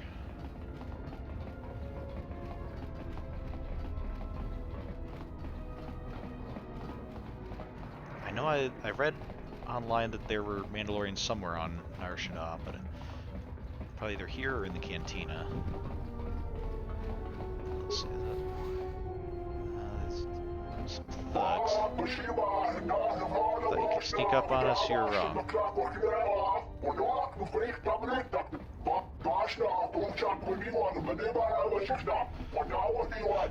Okay, I was wrong about thinking I could sneak up on you. Hey, here's some Mandalorians. Another Mandalorian. You're welcome to join us. Our clan has traveled here in search of work, and if we find a working arrangement, then I'm sure you could be included in. I'm not here for any mercenary work. I'm here to return your clan to Dxun, where I am restoring our people to their former glory. Mandalore? But after Revan defeated Mandalore, no new one was chosen. I intend to rectify that error. I have no doubt that you believe that you are Mandalore, but look at the situation we are in now. Anyone could buy a helmet from a swoop track and make such a claim. And the last time Mandalore traveled in the company of non-Mandalorians, we were pledged to KotOR2. Persuade. I am no KotOR2, I am a Jedi, and I have allied myself with Mandalore. Or we can lie and say, I am a Jedi sworn to Mandalore's service. Or you prefer being an out-of-work mercenary to returning to the glory of the Mandalorians? Okay, no, I'm a Jedi. I'm not demanding that Mandalore be pledged to me. I'm just we're allies working for a common goal. Maybe this will also convince the Mandalorians that, like, hey, yeah, the Jedi and the Republic are are allies, and we shouldn't fight against them. We should work with them. A Jedi? Perhaps you are deserving of the title of Mandalore. I heard rumors from Isis about Mandalorian sightings on Dxun, so perhaps there is truth to what you say. Very well, Mandalore. My clan will follow you and make for Dxun, so that another clan might be added to the strength of your army. Excuse us. We must gather the rest of our clan and deliver them the news. All right.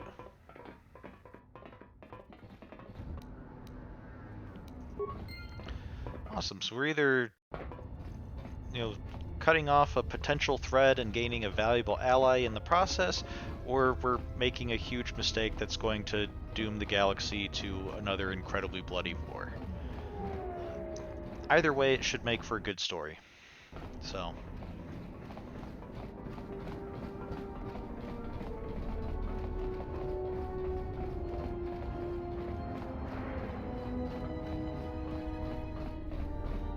now let's head back to Dxun ourselves.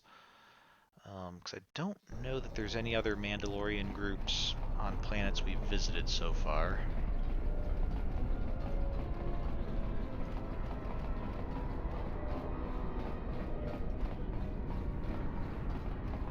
Might have to look that up. I think for some of our characters, I'm wondering, I might just have to end up cheating, boost their influence, but I think we're making enough progress this week that it won't do it just now.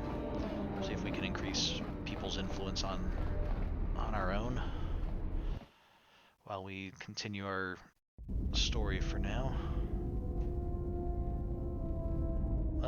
Was there a cutscene we missed or something?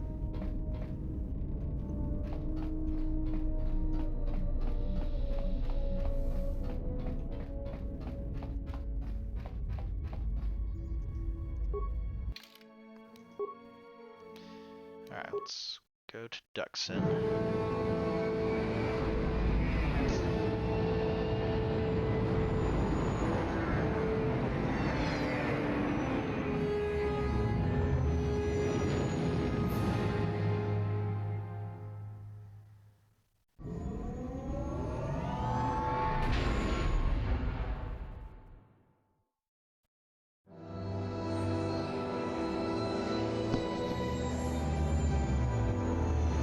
Okay, looks like we're not being attacked as soon as we arrive at the planet. Although I guess maybe the fleet, the military fleet, might have been a little bit closer to the planet and might have been able to get to the moon relatively undetected.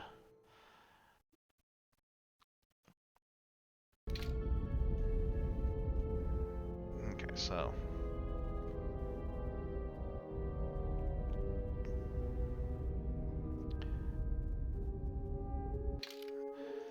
Keep Beodur with us, and let's take Mira, because we also need influence with her.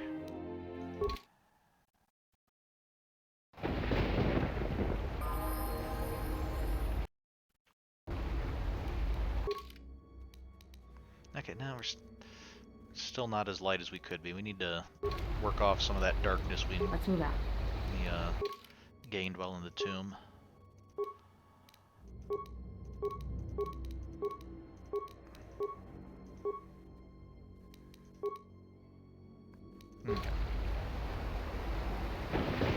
Ready to head back to camp.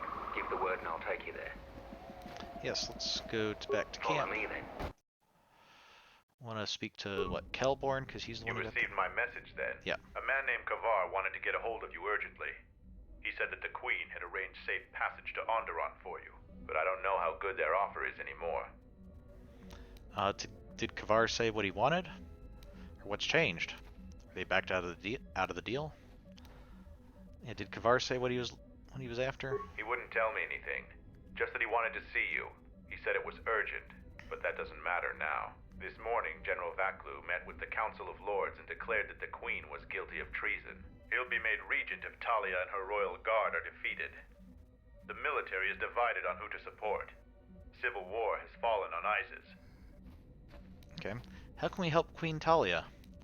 Or so I came all this way for nothing? Or I need to get to Master KotOR. Yeah, is there some way we can help Queen Talia? I doubt that Queen Talia and her advisor will survive until nightfall. The balance of forces seem to favor Queen Talia. The royal palace is heavily fortified and defensible, and most of the soldiers are loyal to her. But Vaklu has new allies, Sith soldiers and their masters. The war has also driven the caged beasts in the streets mad. Braylor and I both concur. She doesn't stand a chance. You underestimate the Force, Mandalorian. I sense that we may still get to Master KotOR in time. I sense there is something stirring on the moon itself. Tell me, have your senses picked up anything from Dxun?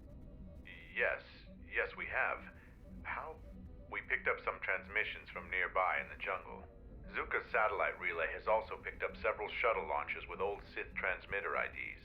Some sort of staging base, perhaps. The Sith forces must be stopped. Otherwise, the Mandalorian is right. Master KotOR and Queen Talia won't survive this day. Dividing our forces at a time like this is foolhardy. And this is why a common soldier will never triumph against a Jedi. Your military tactics are nothing compared to the Force. It is essential and inevitable that we face both enemies at the same time. Okay. So awareness. I have to lead the group heading to the Royal Palace, don't I? I can't be in two places at once. Yeah, why would I assume I have to be in two places at once? Yes, we're the main character, but we have an entire team with us. We'll head to the palace, me and presumably two others, and we'll have a second team that's probably going to be three other people. I'm assuming, just because that seems to be how the way the game is structured. Go handle everything else on the moon. So, 6 people, boom, war solved. You are correct. You must choose who will lead the expedition through the jungle to find our enemies and defeat them. Okay. Let's see. So we can have Handmaiden can be trusted with this task, or Mira's survival skills may prove invaluable to that group. Visa Smar would be ideal for the job, or Beodur has the skills needed for the task. Or we should send Atten. we just won't. We won't compliment Atten or anything. Just we should send him. Well, I think Mira and Beodur are coming with me, so that leaves Handmaiden, Visas, or Atten. Let's just send Atten. Are we going to send anyone with him, or are we just sending Atten himself? Atten, you take care of everything.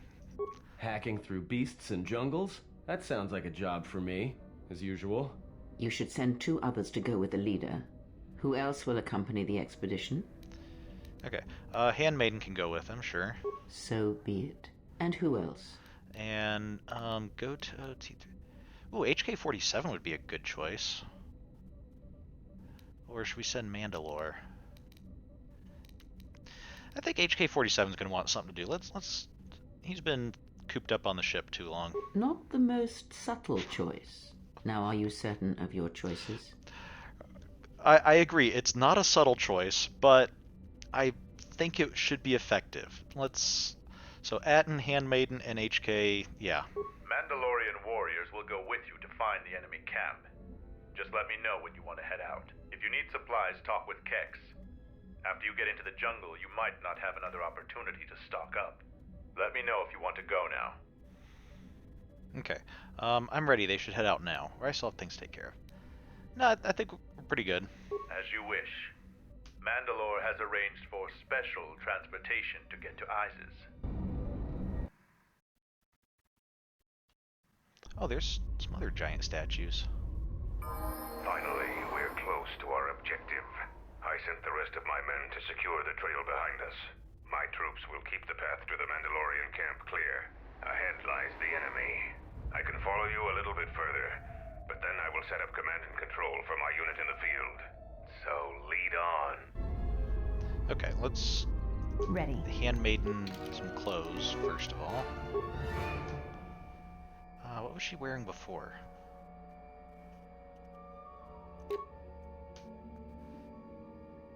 Let's see. There was.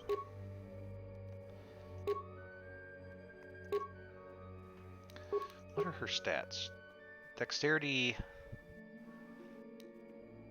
Oh, it's 0 because I had just clicked on the armor, so giving her something lighter would probably be good, especially if we're going to start letting her use force powers.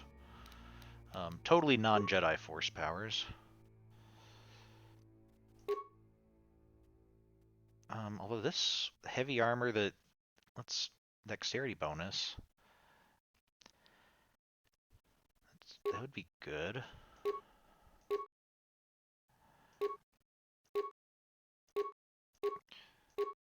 If we don't have...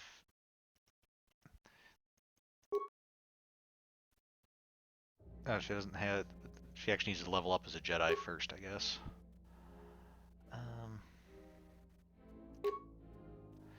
Alright, let's go with the flex armor. Okay.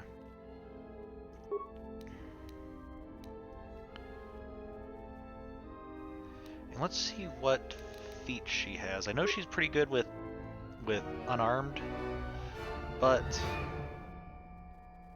why is it still showing red? Like it's being maybe that's just because it's at its maximum that it can be. So I don't know. Oh, because she does have dexterity up to 18, so we might want to give her something better.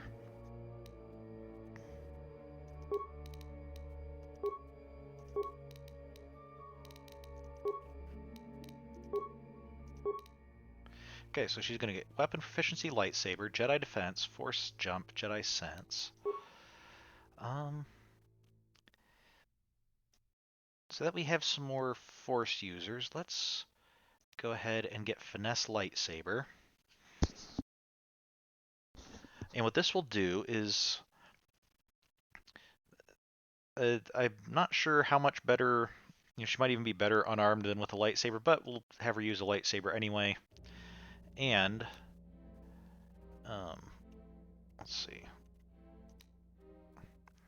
Yeah, with finesse, she can use her dexterity instead of her strength when using a lightsaber. So, which seems odd that you would be using strength with a lightsaber anyway, since the blade would have no weight to it. I don't know how much strength would really be involved, but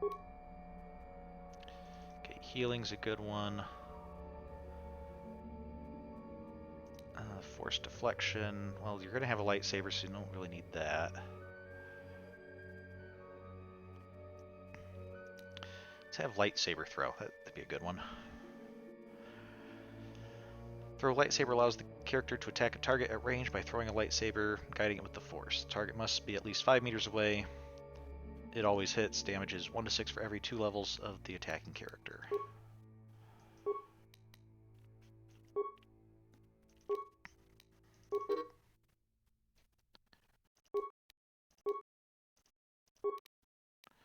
Force sensitive. I don't know if we've seen that before. Let's have you regenerate force points. Force sensitive. Jedi training affects each Padawan uniquely, allowing them to grow in ability while addressing personal flaws. On rare occasions, however, exceptional individuals open doors to strengths they did not know they had. This feat represents a heightened connection to the Force previously unseen in a newly trained Jedi. This feat grants 40 additional Force points to the character's base total. Okay, so I wonder, did Adden get this when we trained him? I'm gonna check on that.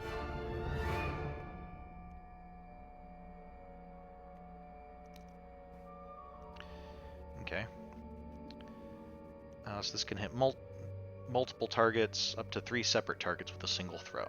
So as long as they're all within 5 meters of each other. So, Adden, did you get...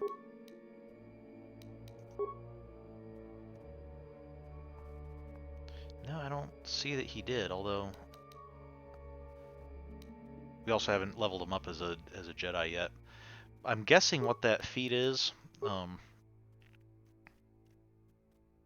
mean, conceptually in the game it represents that they have some force sensitive background, but I think mechanically what it's meant to be doing is saying, hey, you had 19 levels where you weren't gaining force points, and then now you're gaining force points, so here's a way to kind of catch you up a little bit so that you're not just ridiculously low on your force points. So Acknowledgement.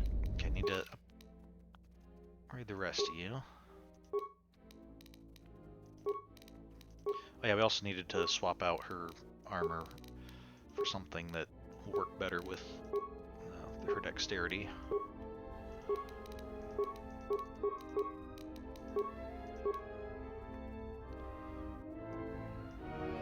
And give her a lightsaber. Okay. Let's go with power attack. Get improved versions of that.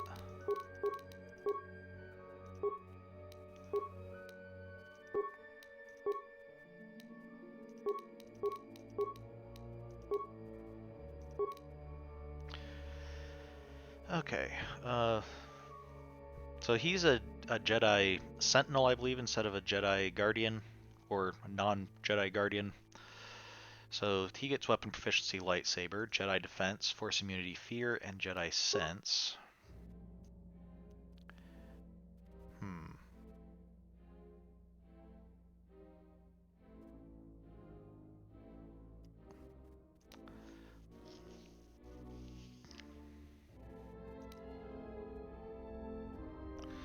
The thing is, we've already kind of given him some ranged weapons, ranged abilities, but not too many. Actually, doesn't have a lot of feats at all. Yeah, let's have you use a lightsaber as well. But I think we're gonna have him. I'm gonna have him dual wield lightsabers, because that could be fun. So we also want you being able to throw a lightsaber.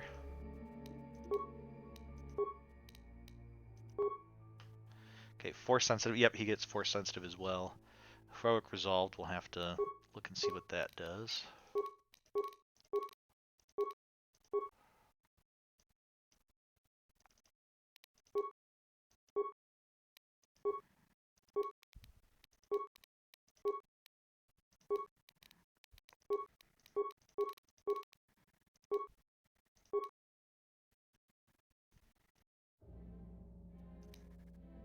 Force immunity fear. Oh, so as a sentinel, he's going to get immunity to some force effects. That's nice.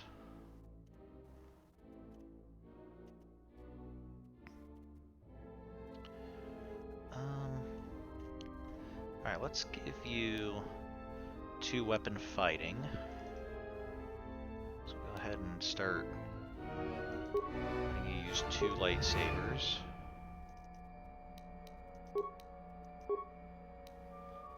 Oh yeah, Atten, we have not used Atten in a while, so he is very low compared to the rest of the team. Which is actually kind of good, because it means we can give him a lot as a Jedi as opposed to having a bunch of stuff that he's not going to be using anymore. Okay, the droid breaking one is always useful.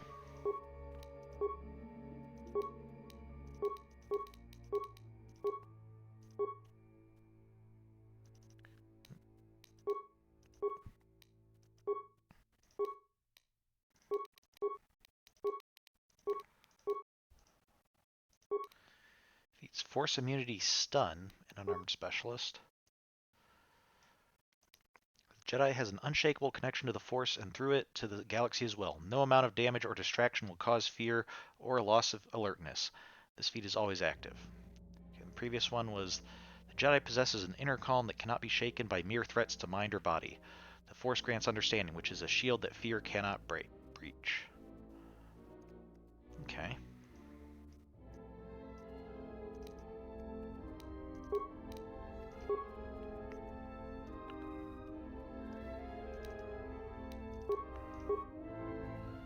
Okay.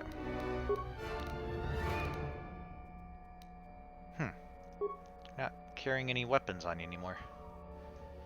Alright, let's, these are only lightsaber choices, or just short lightsabers. Okay, well, lightsabers can come in shorter styles, often used in the offhand during 2-weapon fighting. As in larger versions, different focusing crystals can produce additional effects. Alright, so let's give you...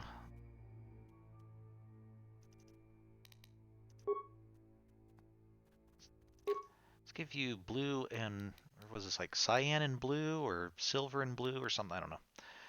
We'll give him short ones for now, until we can get some better ones for him.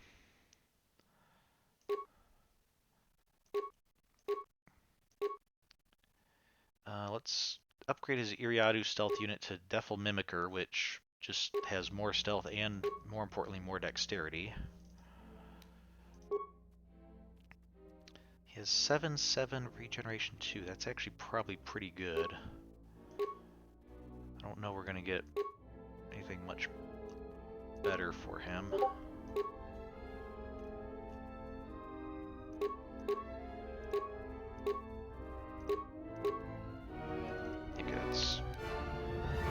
good for now. Okay, Mandalorian melee shield. Probably upgrade to Mandalorian power shield. Okay, stealth +4, wisdom +1, resist 10 sonic, persuade and charisma, defense bonus and constitution. That's probably pretty good. Dexterity +2, dexterity +5. Okay.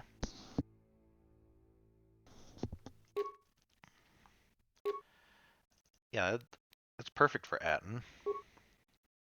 Okay, so right now he has reflex +1. I think we can do better than that. Dexterity +1 be useful. Okay, we'll go with dexterity +1. Alright.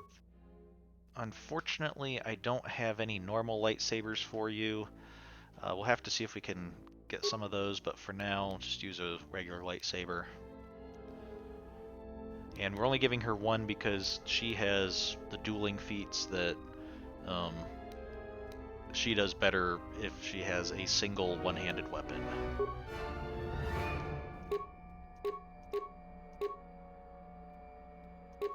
Okay, right now she has Wisdom 1 and immunity to stun, fear, and horror. Let's go with dexterity +2 and all saves +4. Oh no, that's what we just equipped. Okay,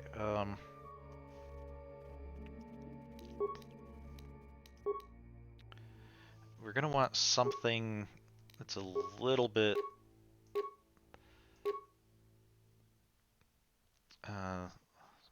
something like this. Okay, Mandalorian combat suit might be good. Let her have a dex bonus of up to 5.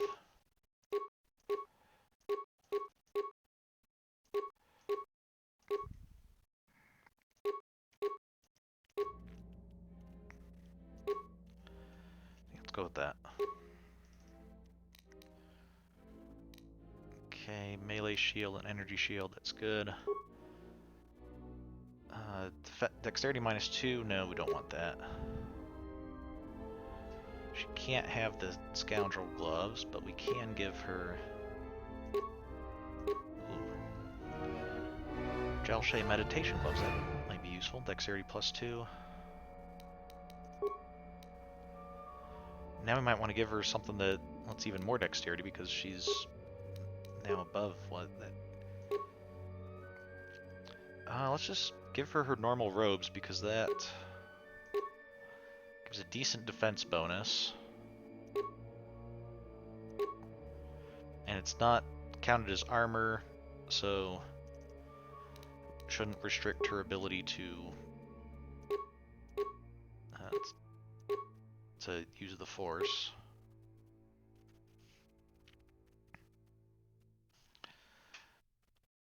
Here we go, Sith Mask, which surprisingly is not restricted to dark side. Immunity, stun, fear, and horror. Bonus feat, weapon focus, lightsaber. Regenerate force points. This mask blocks outside mental influence and other sensory noise, allowing the user to focus their abilities inward with no distraction. Yeah, it might be useful. Right now she has regeneration 1. That might be the best that we have for her. Okay.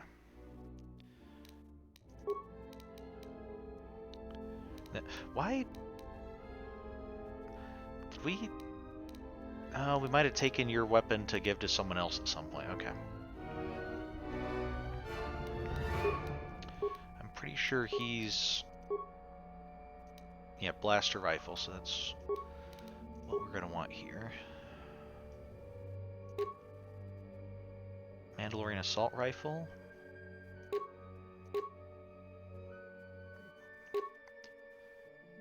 Three to 14 with a chance to stun. Attack modifier.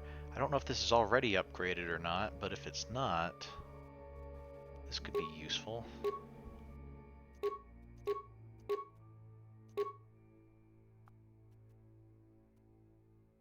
The Slave Master Stun Carbine only does 1 damage, but can damage Constitution, which reduces someone's overall hit points, as well as a chance to stun them. Trandoshan bounty hunters will use this weapon to capture their victims alive. As it is a carbine, it cannot be upgraded. Okay, let's go with the assault rifle and see if we can upgrade it at some point.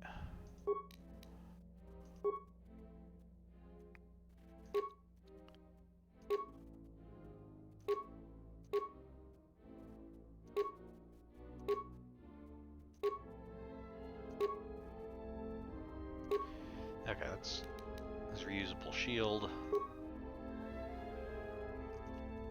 Oh, this shield has unlimited uses, but it's only available to T3, so okay. Yeah. Neural Scrambler, sure. Molten Cannon, sure. Dash Plating, defense bonus 6, dex 1. Ooh. 1 less dex, but defense bonus 9. This would be pretty good. Originally used on starship hulls, Durasteel is the most cost-effective way to prevent the destruction of your droids. Mark 1 is the standard heavy armor used in large military droids and vehicles. Okay. Defense bonus 2, dex 1.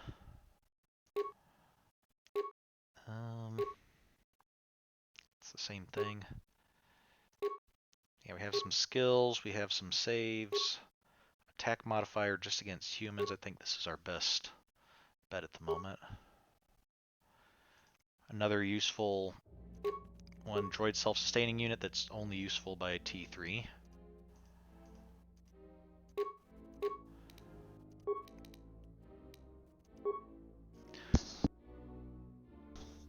That's the same thing, we just have 2 copies of it.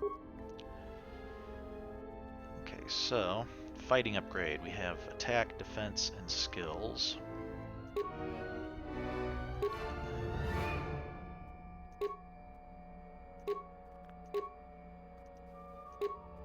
Nothing else seems to really match that, so that's good. Okay, we're good to go.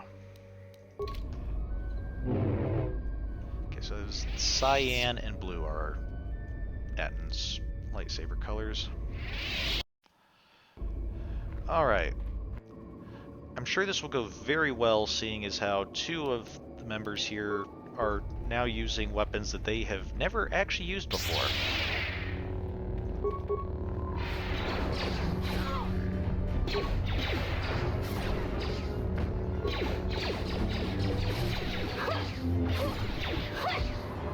Prepare yourself.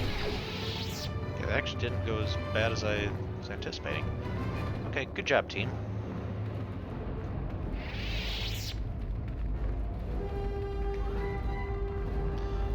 And even better, I didn't hear Atton constantly saying more where that came from. So maybe part of his Jedi training was not saying that ever again. Hold a moment. Past the mines. Interjection. That's a primitive security system, meatbag. It scans its immediate vicinity for anything it perceives as a threat. One of its many faults is that it can't detect stealth field generators. So, you aren't completely ignorant in the ways of battle? Good. But all of you must pass through its perimeter, and undetected would be better. We could make a detonation pack, and then someone can go up close to it and destroy it. Or the same person that can use the stealth field can probably also disable it. We shouldn't even bother with the sensor. They're gonna know we're here soon enough anyway.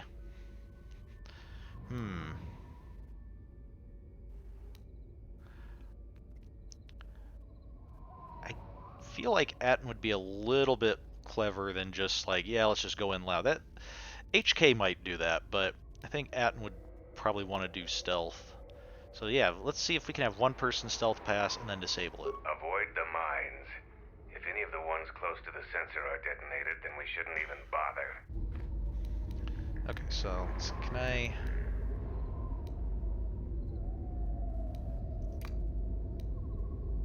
Wait here.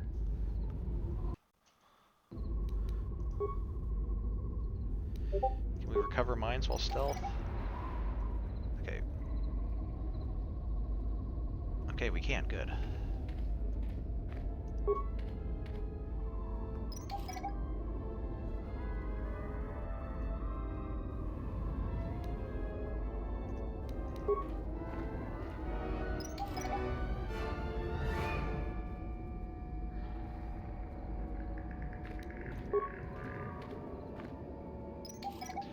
I mean, there is just enough room between it. I think we could probably get by without recovering the mines, but this way we also have mines if we ever need them later.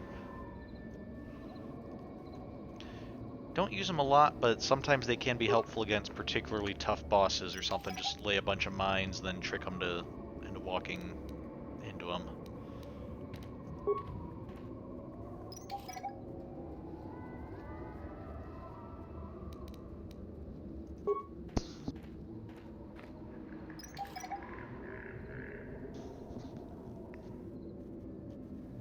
Alright, so let's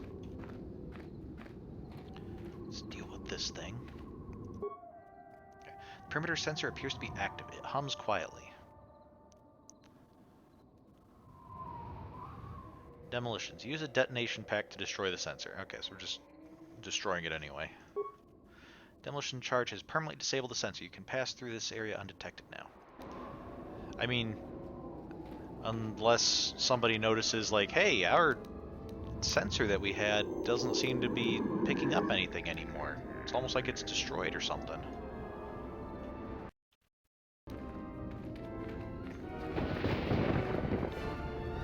What's this? And also these bits of rock here don't look natural. Like, they look like they're almost like they were laid to edge a path or something. And is that a ship or part of a building over there? A turret power generator. Okay, there's a bunch of... Oh, those are soldiers from the planet? No, or are they Sith? That's right, we're looking for Sith soldiers up here. Turret power generator for the Sith camp is running efficiently. There are several manual levers and other controls to operate it. Okay, let's turn off the generator. Generator slowly purrs to a halt. Turrets in the area should no longer function.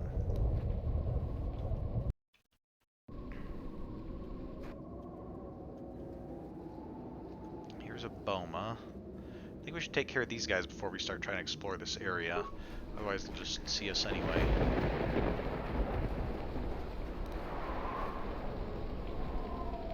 There's some Sith soldiers over there.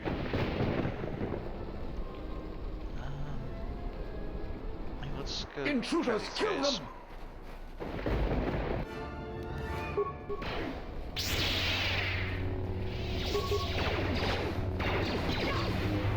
Okay, HK, you have a ranged weapon. You don't need to charge it to melee along with everyone else. They're doing it because they have lightsabers. You don't.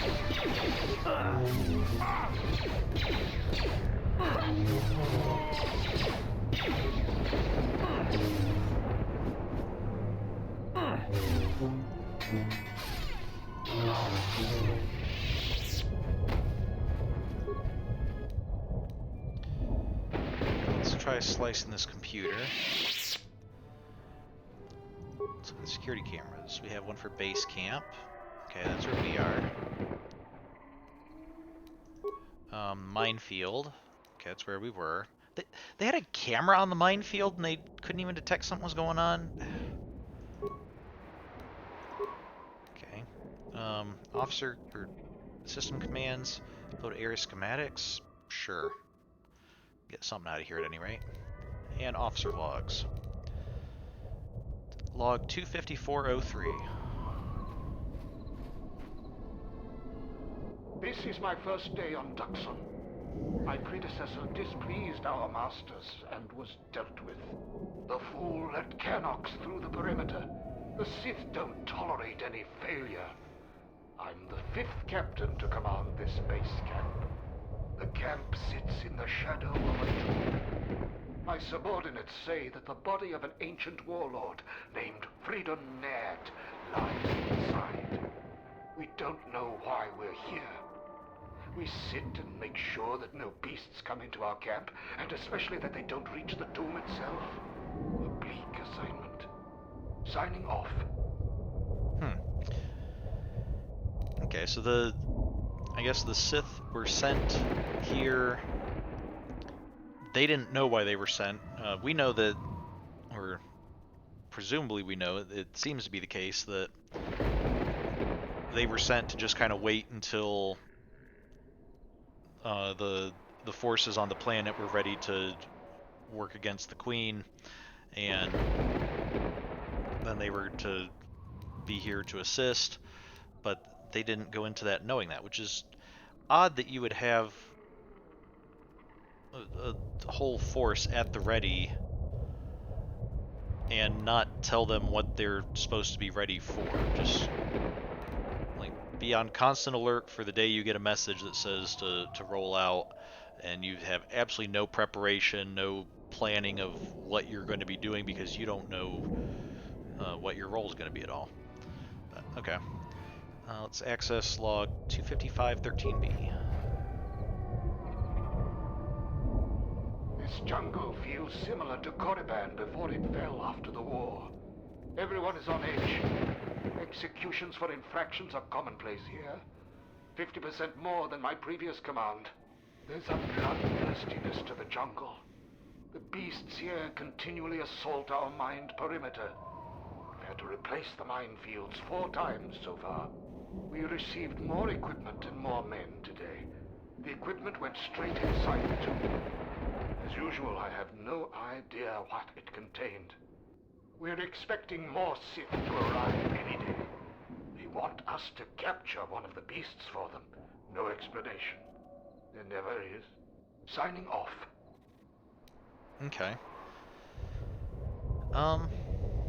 It seems odd that your main purpose seems to be keeping beasts away, and you're accomplishing that with a minefield. Using mines against beasts seems very inefficient and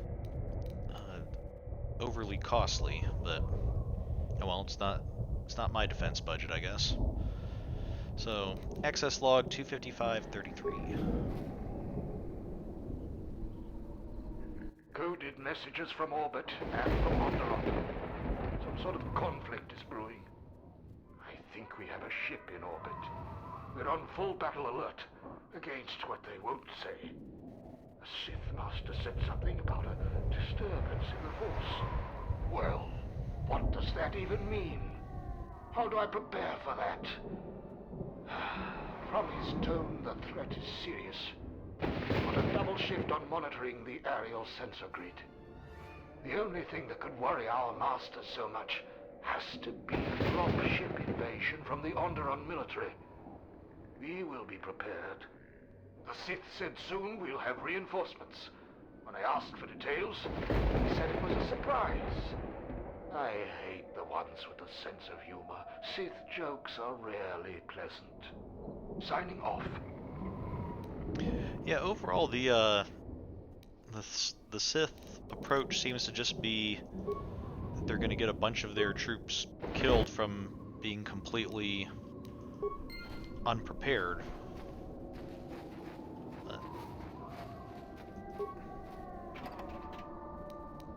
Okay, some parts, some shiny dueling shield, and an Onasi blaster.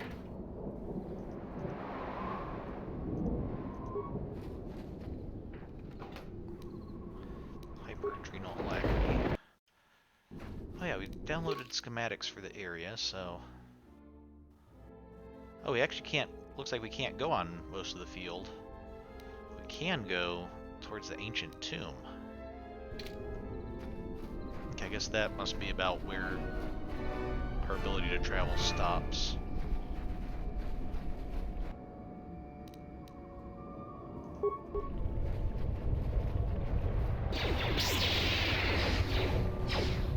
What's this thing over here doing?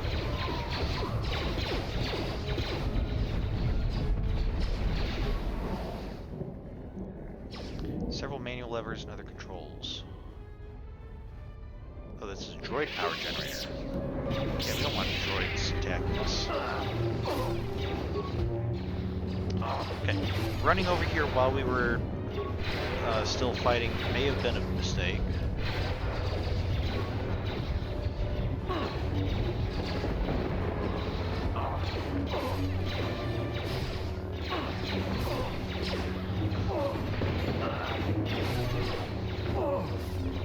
All of us fighting different guys, it's probably not the most effective use of our force.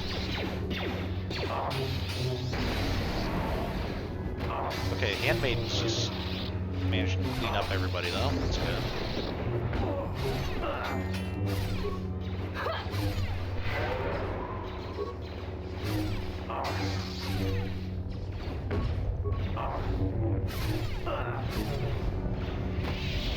And of course I think everybody has the ability that we do get more...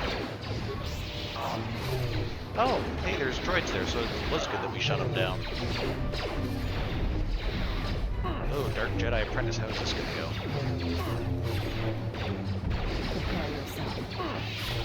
Okay, the Apprentice was not too helpful for their side. Okay, Handmaiden, you need to heal up. Ready. More where that came from. Actually, instead of doing this, let's just have you level up, and you should, I think, regain all your vitality and force points.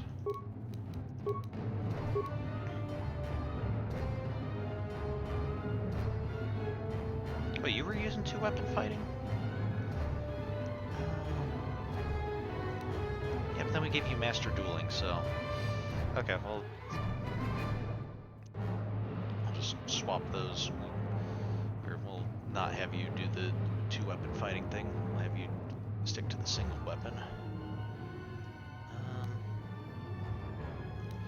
Let's give you some more Jedi defense.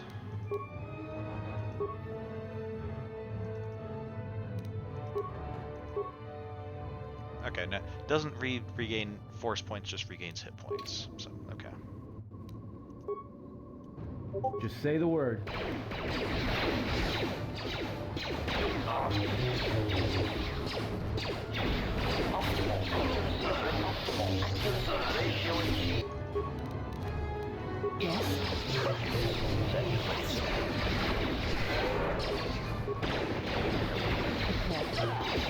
Now you're both out of force points, so... I shall honor them with battle.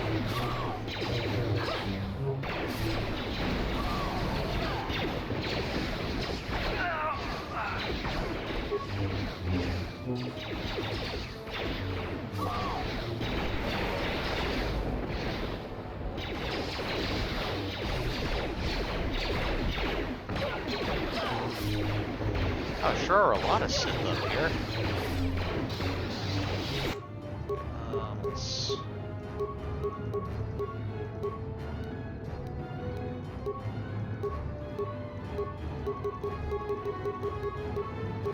Let's have you heal up a couple times.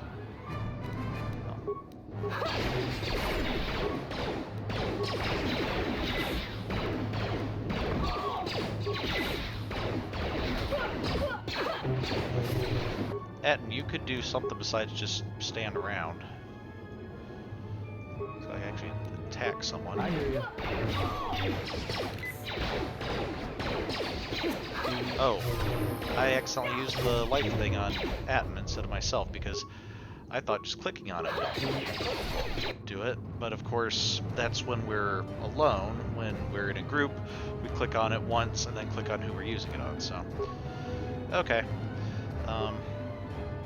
Handmaiden went down because she couldn't figure out the difference between herself and someone else. So, I'm sure there's some philosophical meaning in that. Okay, you're not going to be ranged anymore. Let's have you be Jedi. Ready. You're not ranged. Let's have you use your Jedi support abilities when you can. I hear you.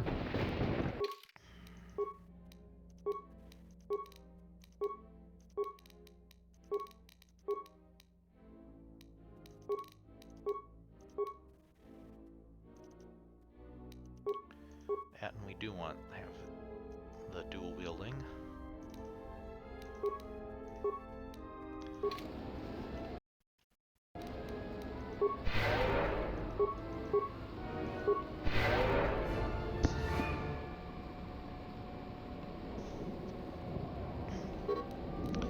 Of course, Yes? since they don't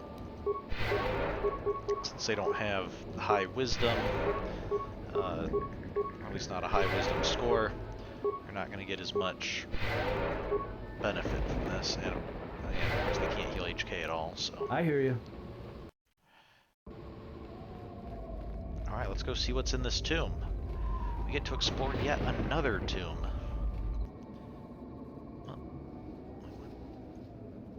Enemy where? Here, alright.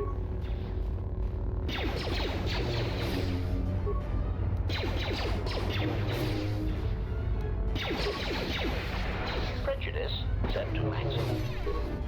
Optimal accuracy ratio achieved. More folks attacking us from outside? Where'd you guys come from?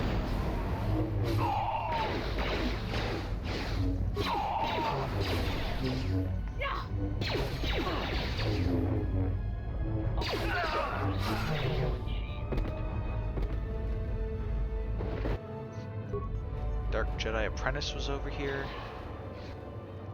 You don't happen to have a full-size lightsaber we can have to give to the handmaid, do you?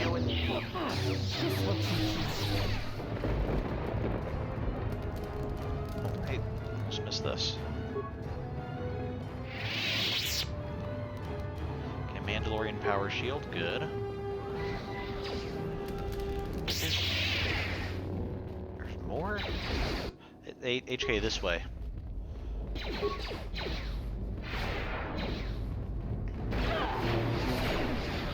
I mean, I don't mind you not being right up in their faces, but at least be facing the right direction.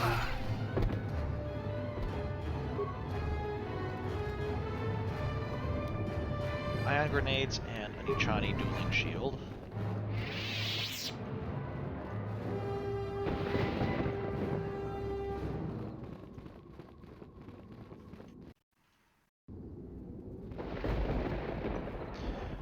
Not sure if we've actually seen those giant statues that we keep seeing on the loading screen. Oh, you guys have purple lightsabers. That is unusual for Sith. Usually Sith are just all about the red lightsabers.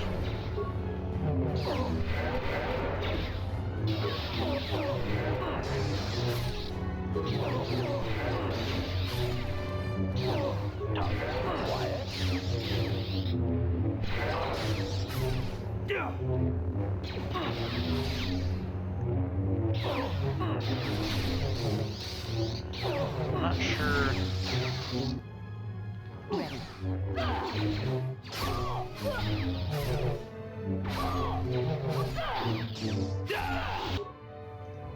Okay, I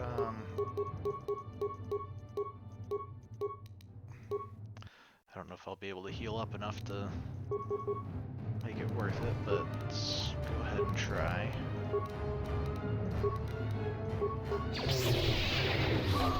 Oh, that's right. Atten has his special ability to not be dead. Very useful ability to have. There we go. Okay, these guys were Sith Lords. I think they'd have something worth looting. Here we go. Remains a Dxun lens. Interesting. They have a red lightsaber crystal, but their lightsabers were not red.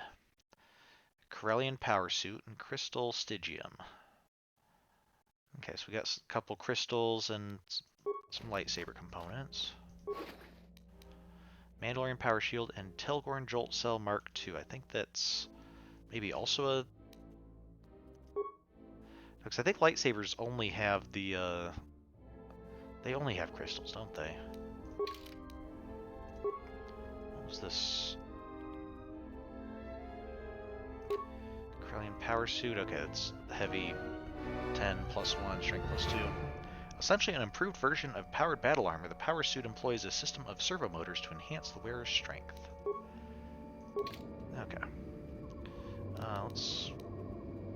Just say the word. You've got a little bit stronger healing, I think. So we can heal as much as we can. Yes? See if you can top us off. HK, you're going to need a repair kit.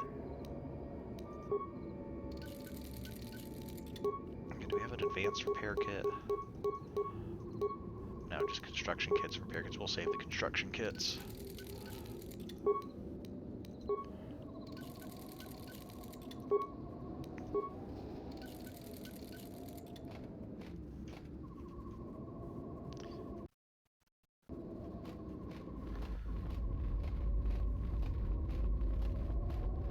Tomb of Freedon Nad. I had to run to catch up with you. You've made impressive progress. The Sith's camp lies in ruins. I told Kelborn of your progress. The rest of your squad is already en route to Isis. Also, Kex checked our sources for any information about this place.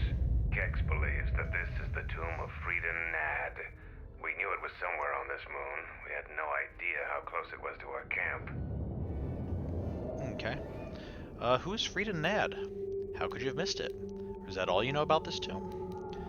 Okay, so presumably, then, this tomb predates the Mandalorians' arrival, at least.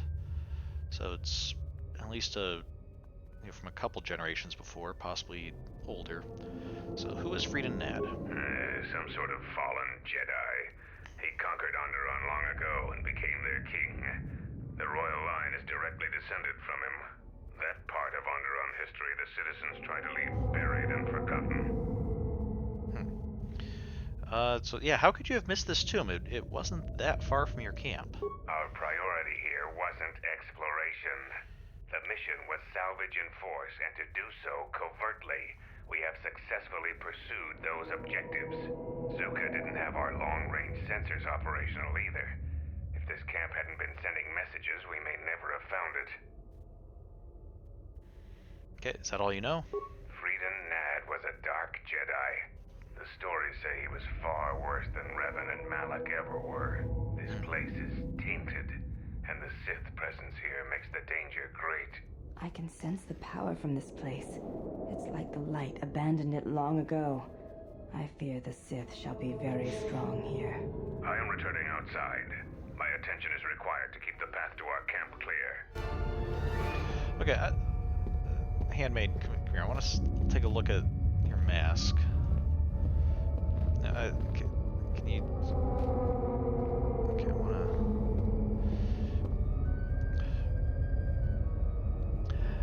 I don't know, that's supposed to be like a Sith mask or something. Maybe those are...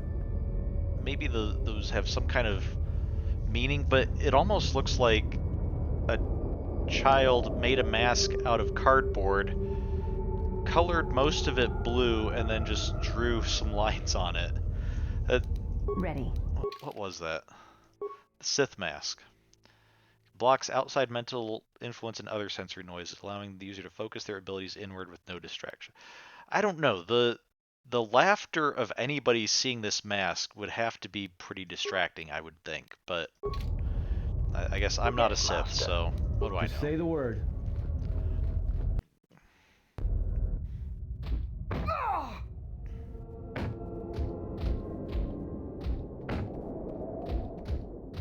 The time for practice is over. There are intruders in the tomb and they cannot be allowed to reach our master. The ritual must not be interrupted. I don't need to mention the price of failure. Men, follow me. So there's some kind of ritual going on.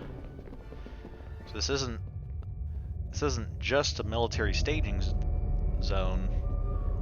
There's also some ritual that was, I guess that was why they were bringing all the equipment into the tomb.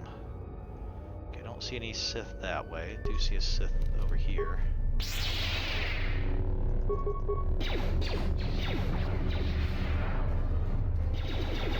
Oh, okay, and then a new door opened up, so there's a bunch of them over there. Assassination protocol initiated.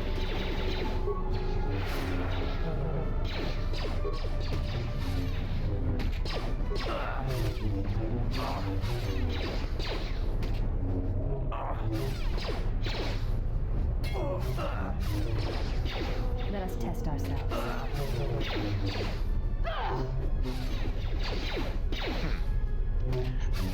It's interesting also, we have the map came in this way and then have like these wings coming off and moving forward again. It didn't look like there was really space for that out from the outside, although I guess we have been coming down, so maybe this is below the surface level. Okay, a Zabrak blaster carbine. Okay, nobody else has any remains. All right. Ready.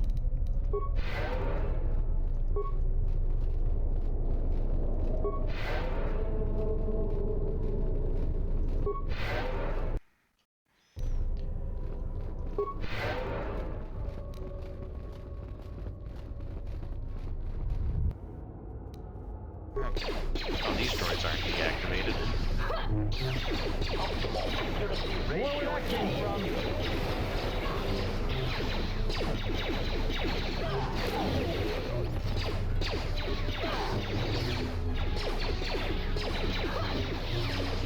Okay, so another statue. So War Droid we might be able to get set up. Who has the best pair?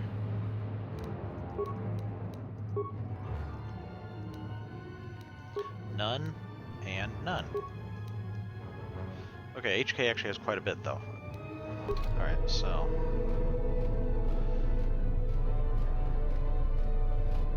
okay, this statue is just of somebody holding a torch. Or rather, the statue itself is holding the torch. There's several of these around the room. Oh.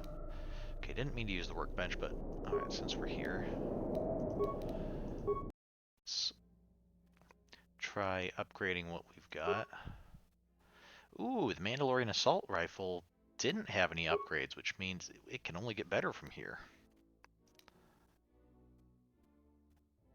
Okay, so we can either give it +3 attack modifier, or we can make it keen and give it a chance to slow for 2 rounds. Let's do that. Keen makes it so that we have a better chance of getting a critical hit. Attack modifier, defense bonus, and additional 1 to 12 energy damage. Just additional 1 to 10 energy damage. Massive criticals, so it does more damage on a crit. Massive criticals.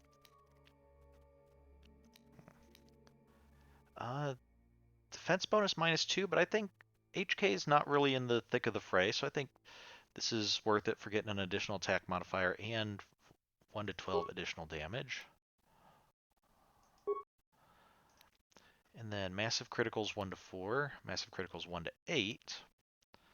Massive criticals 4 and just straight up bonus damage versus droids. Always get bonus damage and massive criticals 1 to 10. Okay, always get damage bonus and massive criticals 2 to 16. That seems very useful.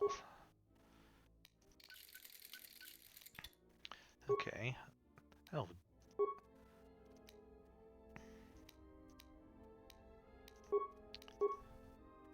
None of these can upgrade the Handmaiden's robe. Okay.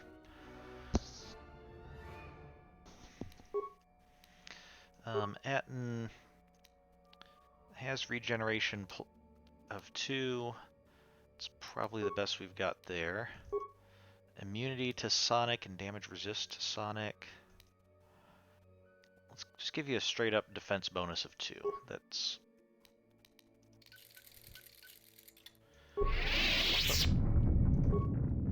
Didn't mean to leave that.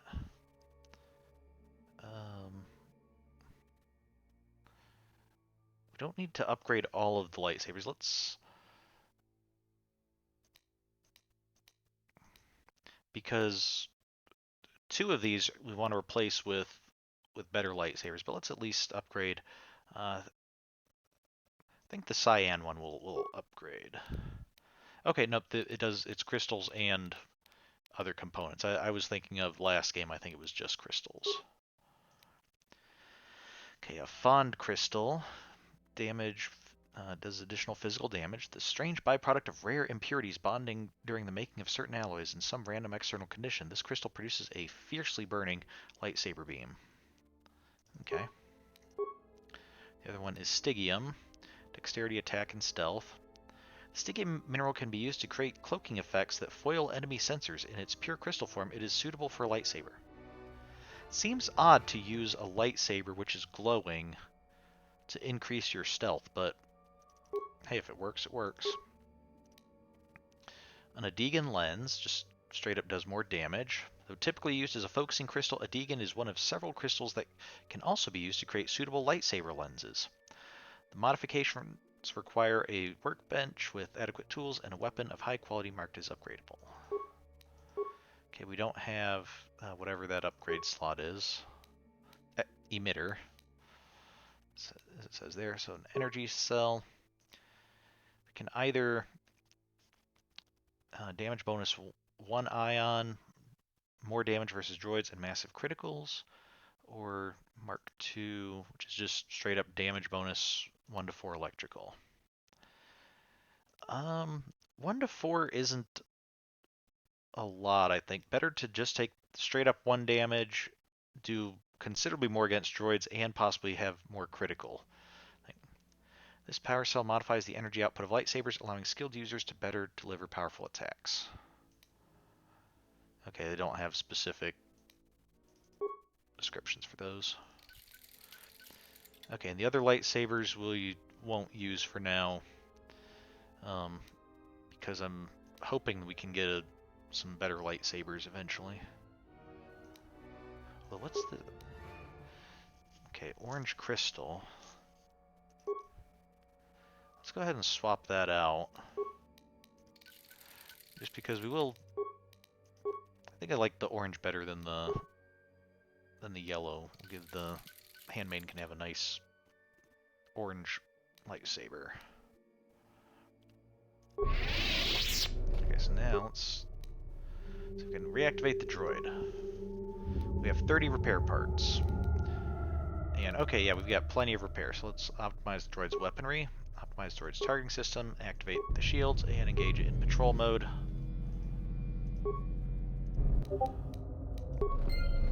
Let's let that droid go around, hopefully take out some of our enemies for us. Get some more parts.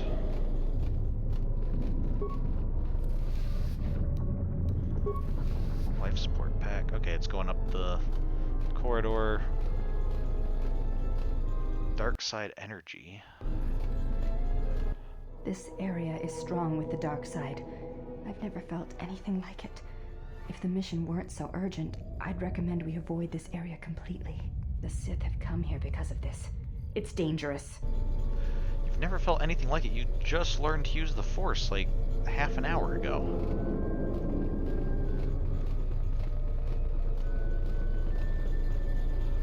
Okay, an ancient terminal. Ancient box. The Sith are working on this old computer terminal. It appears to have been a delicate operation.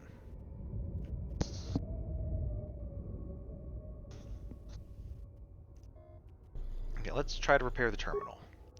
The Sith had carefully repaired most of the terminal's core. There is a single equation that needs to be fixed. Ooh, a puzzle. The last equation is missing its mathematical operators. It just needs to have the proper operators in each slot to make the equation balanced.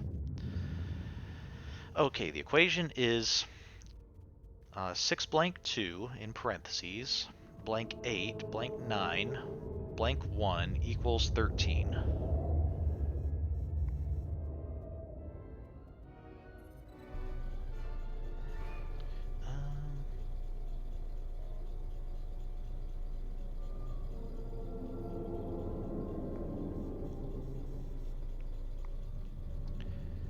Okay, so I'm guessing. I wonder, can we use each operand operator only once? Because one way I think we can do this is, okay, 6 times 2 would be 12, minus 8 would be 4, plus 9 would be 13, divided by 1. So, I think if we do that, that would also use each one once. So let's just see. If we multiply first, okay, for the second operator. Oh, we can use the same thing more than once. Not that we need to, though. Okay.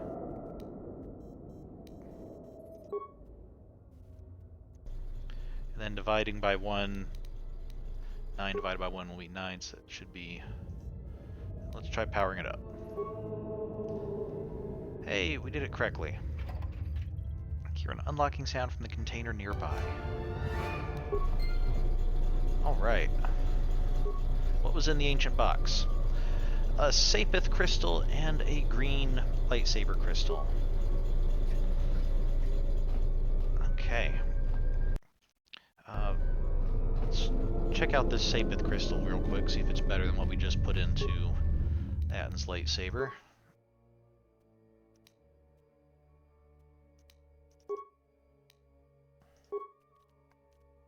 Okay.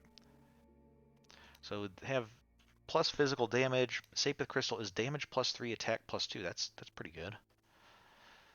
This crystallized material was excreted once every 11 years by the ancient Volus worm Lwek, now extinct. It produces a more intense lightsaber beam, granting better control. I think that was good. And we'll keep the dexterity and attack bonus on that one. Okay. I like getting attack bonuses because it means we miss less and have just a little bit more of a consistent battle. Parts and droid upgrade. Okay. Parts. Parts and droid warfare. Okay. So what is with this dark side spawn? Can I actually go and interact with it? You feel the distinct presence of the dark side here. A sickly, fascinating feeling tugs at your belly. Waves of anger ripple through the air. Okay. Should we try to control our emotions or bask in the power of the dark side? We don't want to bask in the dark side. Tugging sensation doesn't abate. Wild and dark emotions surge around you. You don't know if you can maintain your mental balance in this storm. Okay, willpower. Try to tame the emotions in this area, or resist the dark side storm, or bask in the power there. Okay, let's try to use our willpower. The failure, or the darkness is simply too much. You momentarily lose yourself in the power of dark emotions of rage and hatred. You break off quickly, but you still feel the taint. Oh no! We do not have enough willpower, I guess, for that.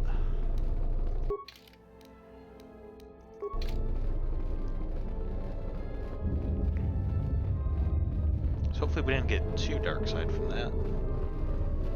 But let's see what's over here.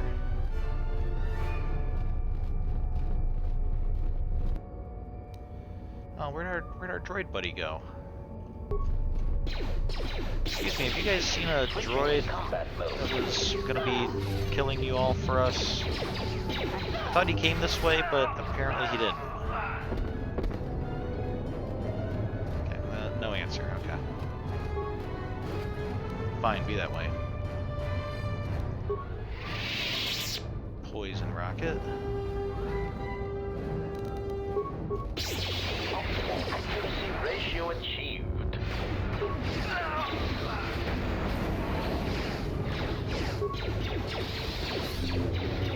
Optimal accuracy ratio achieved. More where that came from.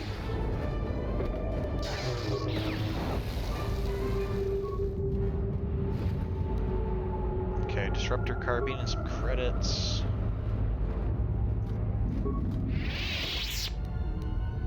Okay, another disruptor carbine. Alright, let's look at another puzzle here. The Sith are working on this old computer terminal. Okay, let's attempt to repair it. There are 6 core modules, they labeled them A through F, and one is dangerously unstable and needs to be replaced. The Sith have run a diagnostic report with each module to indicate which other modules are fully operational. 4 of the diagnostic reports have a single error on them. 2 reports are completely accurate. The unstable module's diagnostic report is one of the 2 that produces accurate results. Interesting that the unstable module is one of the ones that produces accurate results.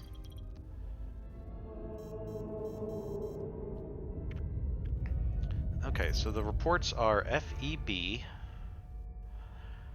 DCE, EBA, FAC, FDC, and ACD. Okay, let's see.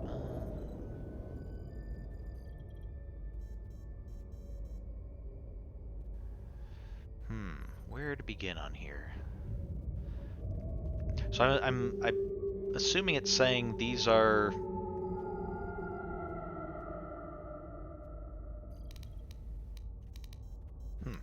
What is this saying?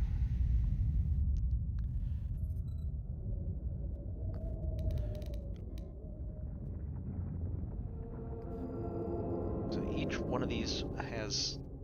4 of these have a single error. One of them is completely correct.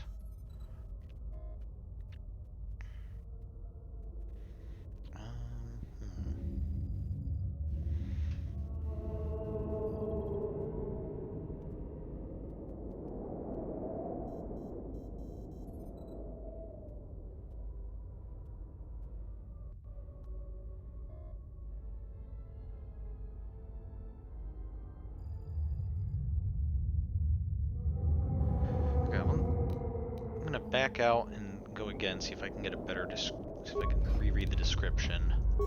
Try to figure out what it...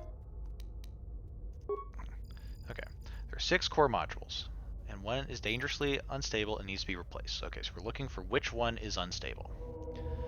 They run a diagnostic report with each module to indicate which other modules are fully operational. 4 of the diagnostic reports have a single error on them. 2 reports are completely accurate. Okay. So each one, so they're asking module A, which ones are fully operational, and it's giving 3 other modules. So the unstable module's diagnostic report is one of the 2 that produces accurate results. So for instance, if we assume that A is saying that modules F, E, and B are good.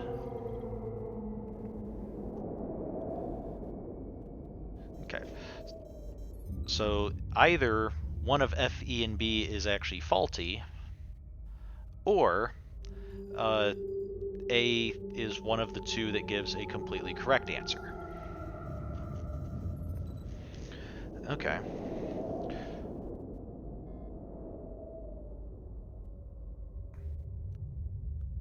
So, let's see. How can we deduce this?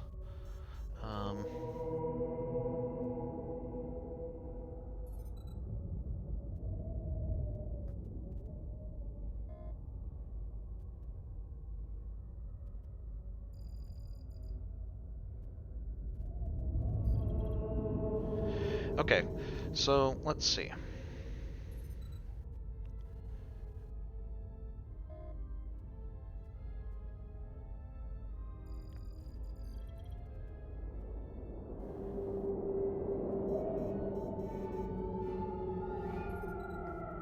Okay, so if A is correct, let's assume A is the faulty unit. That would mean that F, E, and B are all correct. But okay, so F would say then that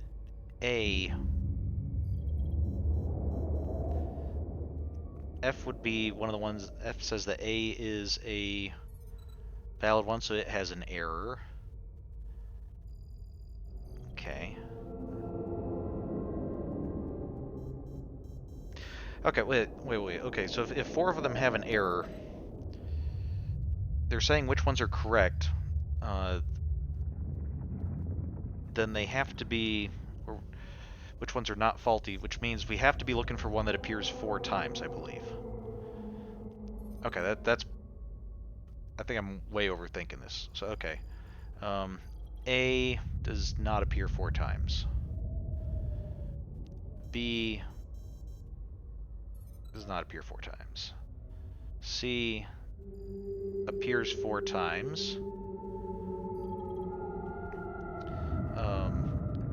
D does not appear 4 times. E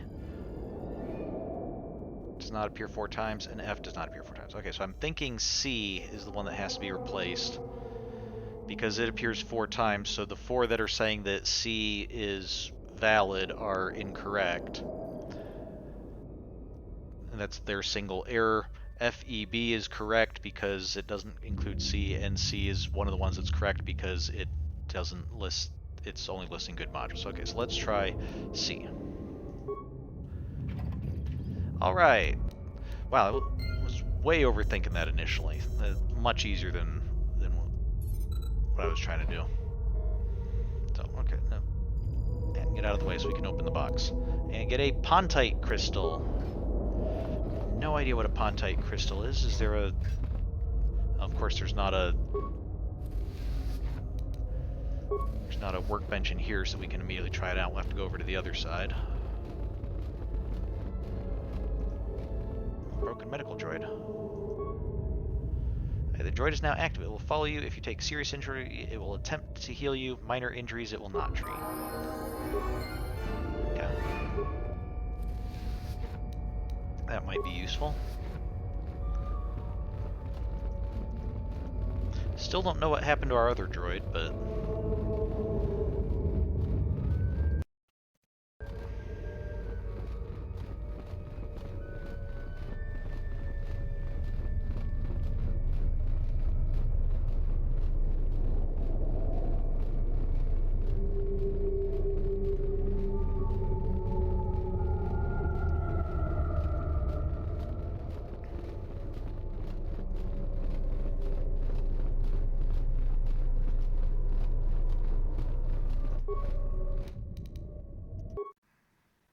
Okay, let's Pontite. Damage 1 to 10 cold and +2 charisma. Pontite is one of the rarest forms of a Dxun crystal. It radiates a powerful aura that cools both skin and tempers.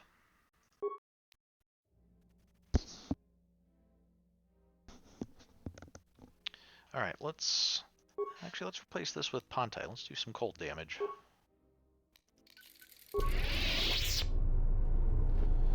Alright, and maybe let's just try taking another stab at the dark side, see if we can try again. If we get more dark side point... Oh, no we can't, because we only had 1 shot. Okay. I was going to say we could save and then just reload if it gave us more dark side points, but it's not an issue.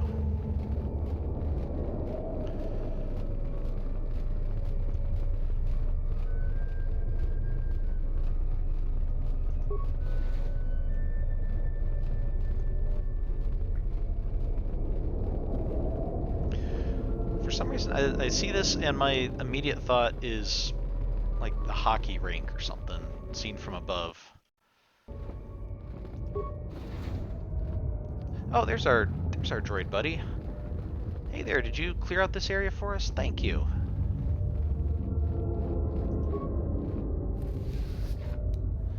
Okay, hyper adrenals and security stuff. Parts. Frida Nad's blade.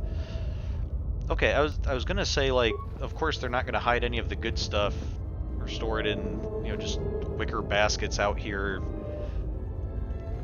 in this, but Frida Nad's blade actually seems pretty significant. Okay, before we do that, I want to quickly take a look at these statues.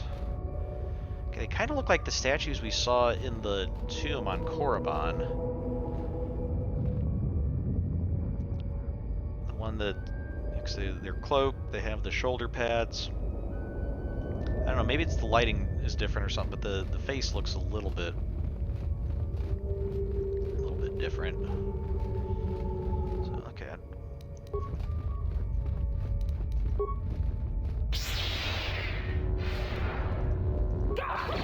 More where that came from.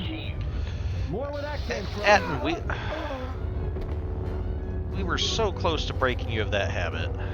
Now you have to go back to just repeating that constantly. And maybe if we have... I hear you. If you're in the lead, maybe you won't say it so much.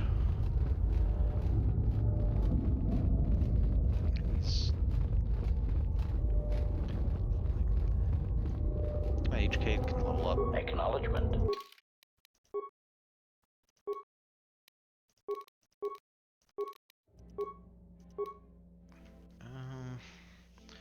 I think we were just giving you Master Power Blast.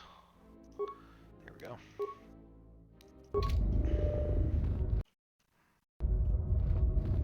I'm here. Did you take a hit to the dark side? Atten seems like he's still, if he got dark side from that, he's still doing pretty good.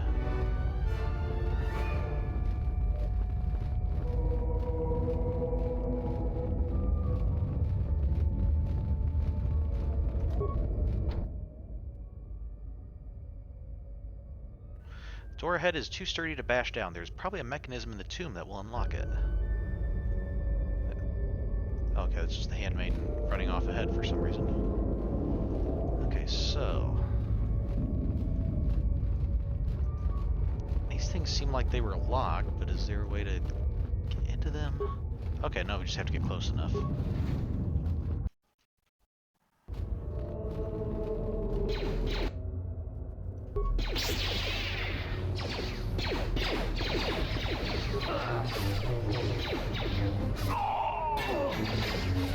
Well, I just realized we're actually at the end of our time, so... So I guess we will find out what is further down this hall next time, which should be good to go for both Monday and next Friday, so I guess we'll do more, continue down the hall and do more Knights of the Old Republic 2 next week. So with that, thank you for joining me. Have a good week, and see you next time. Bye.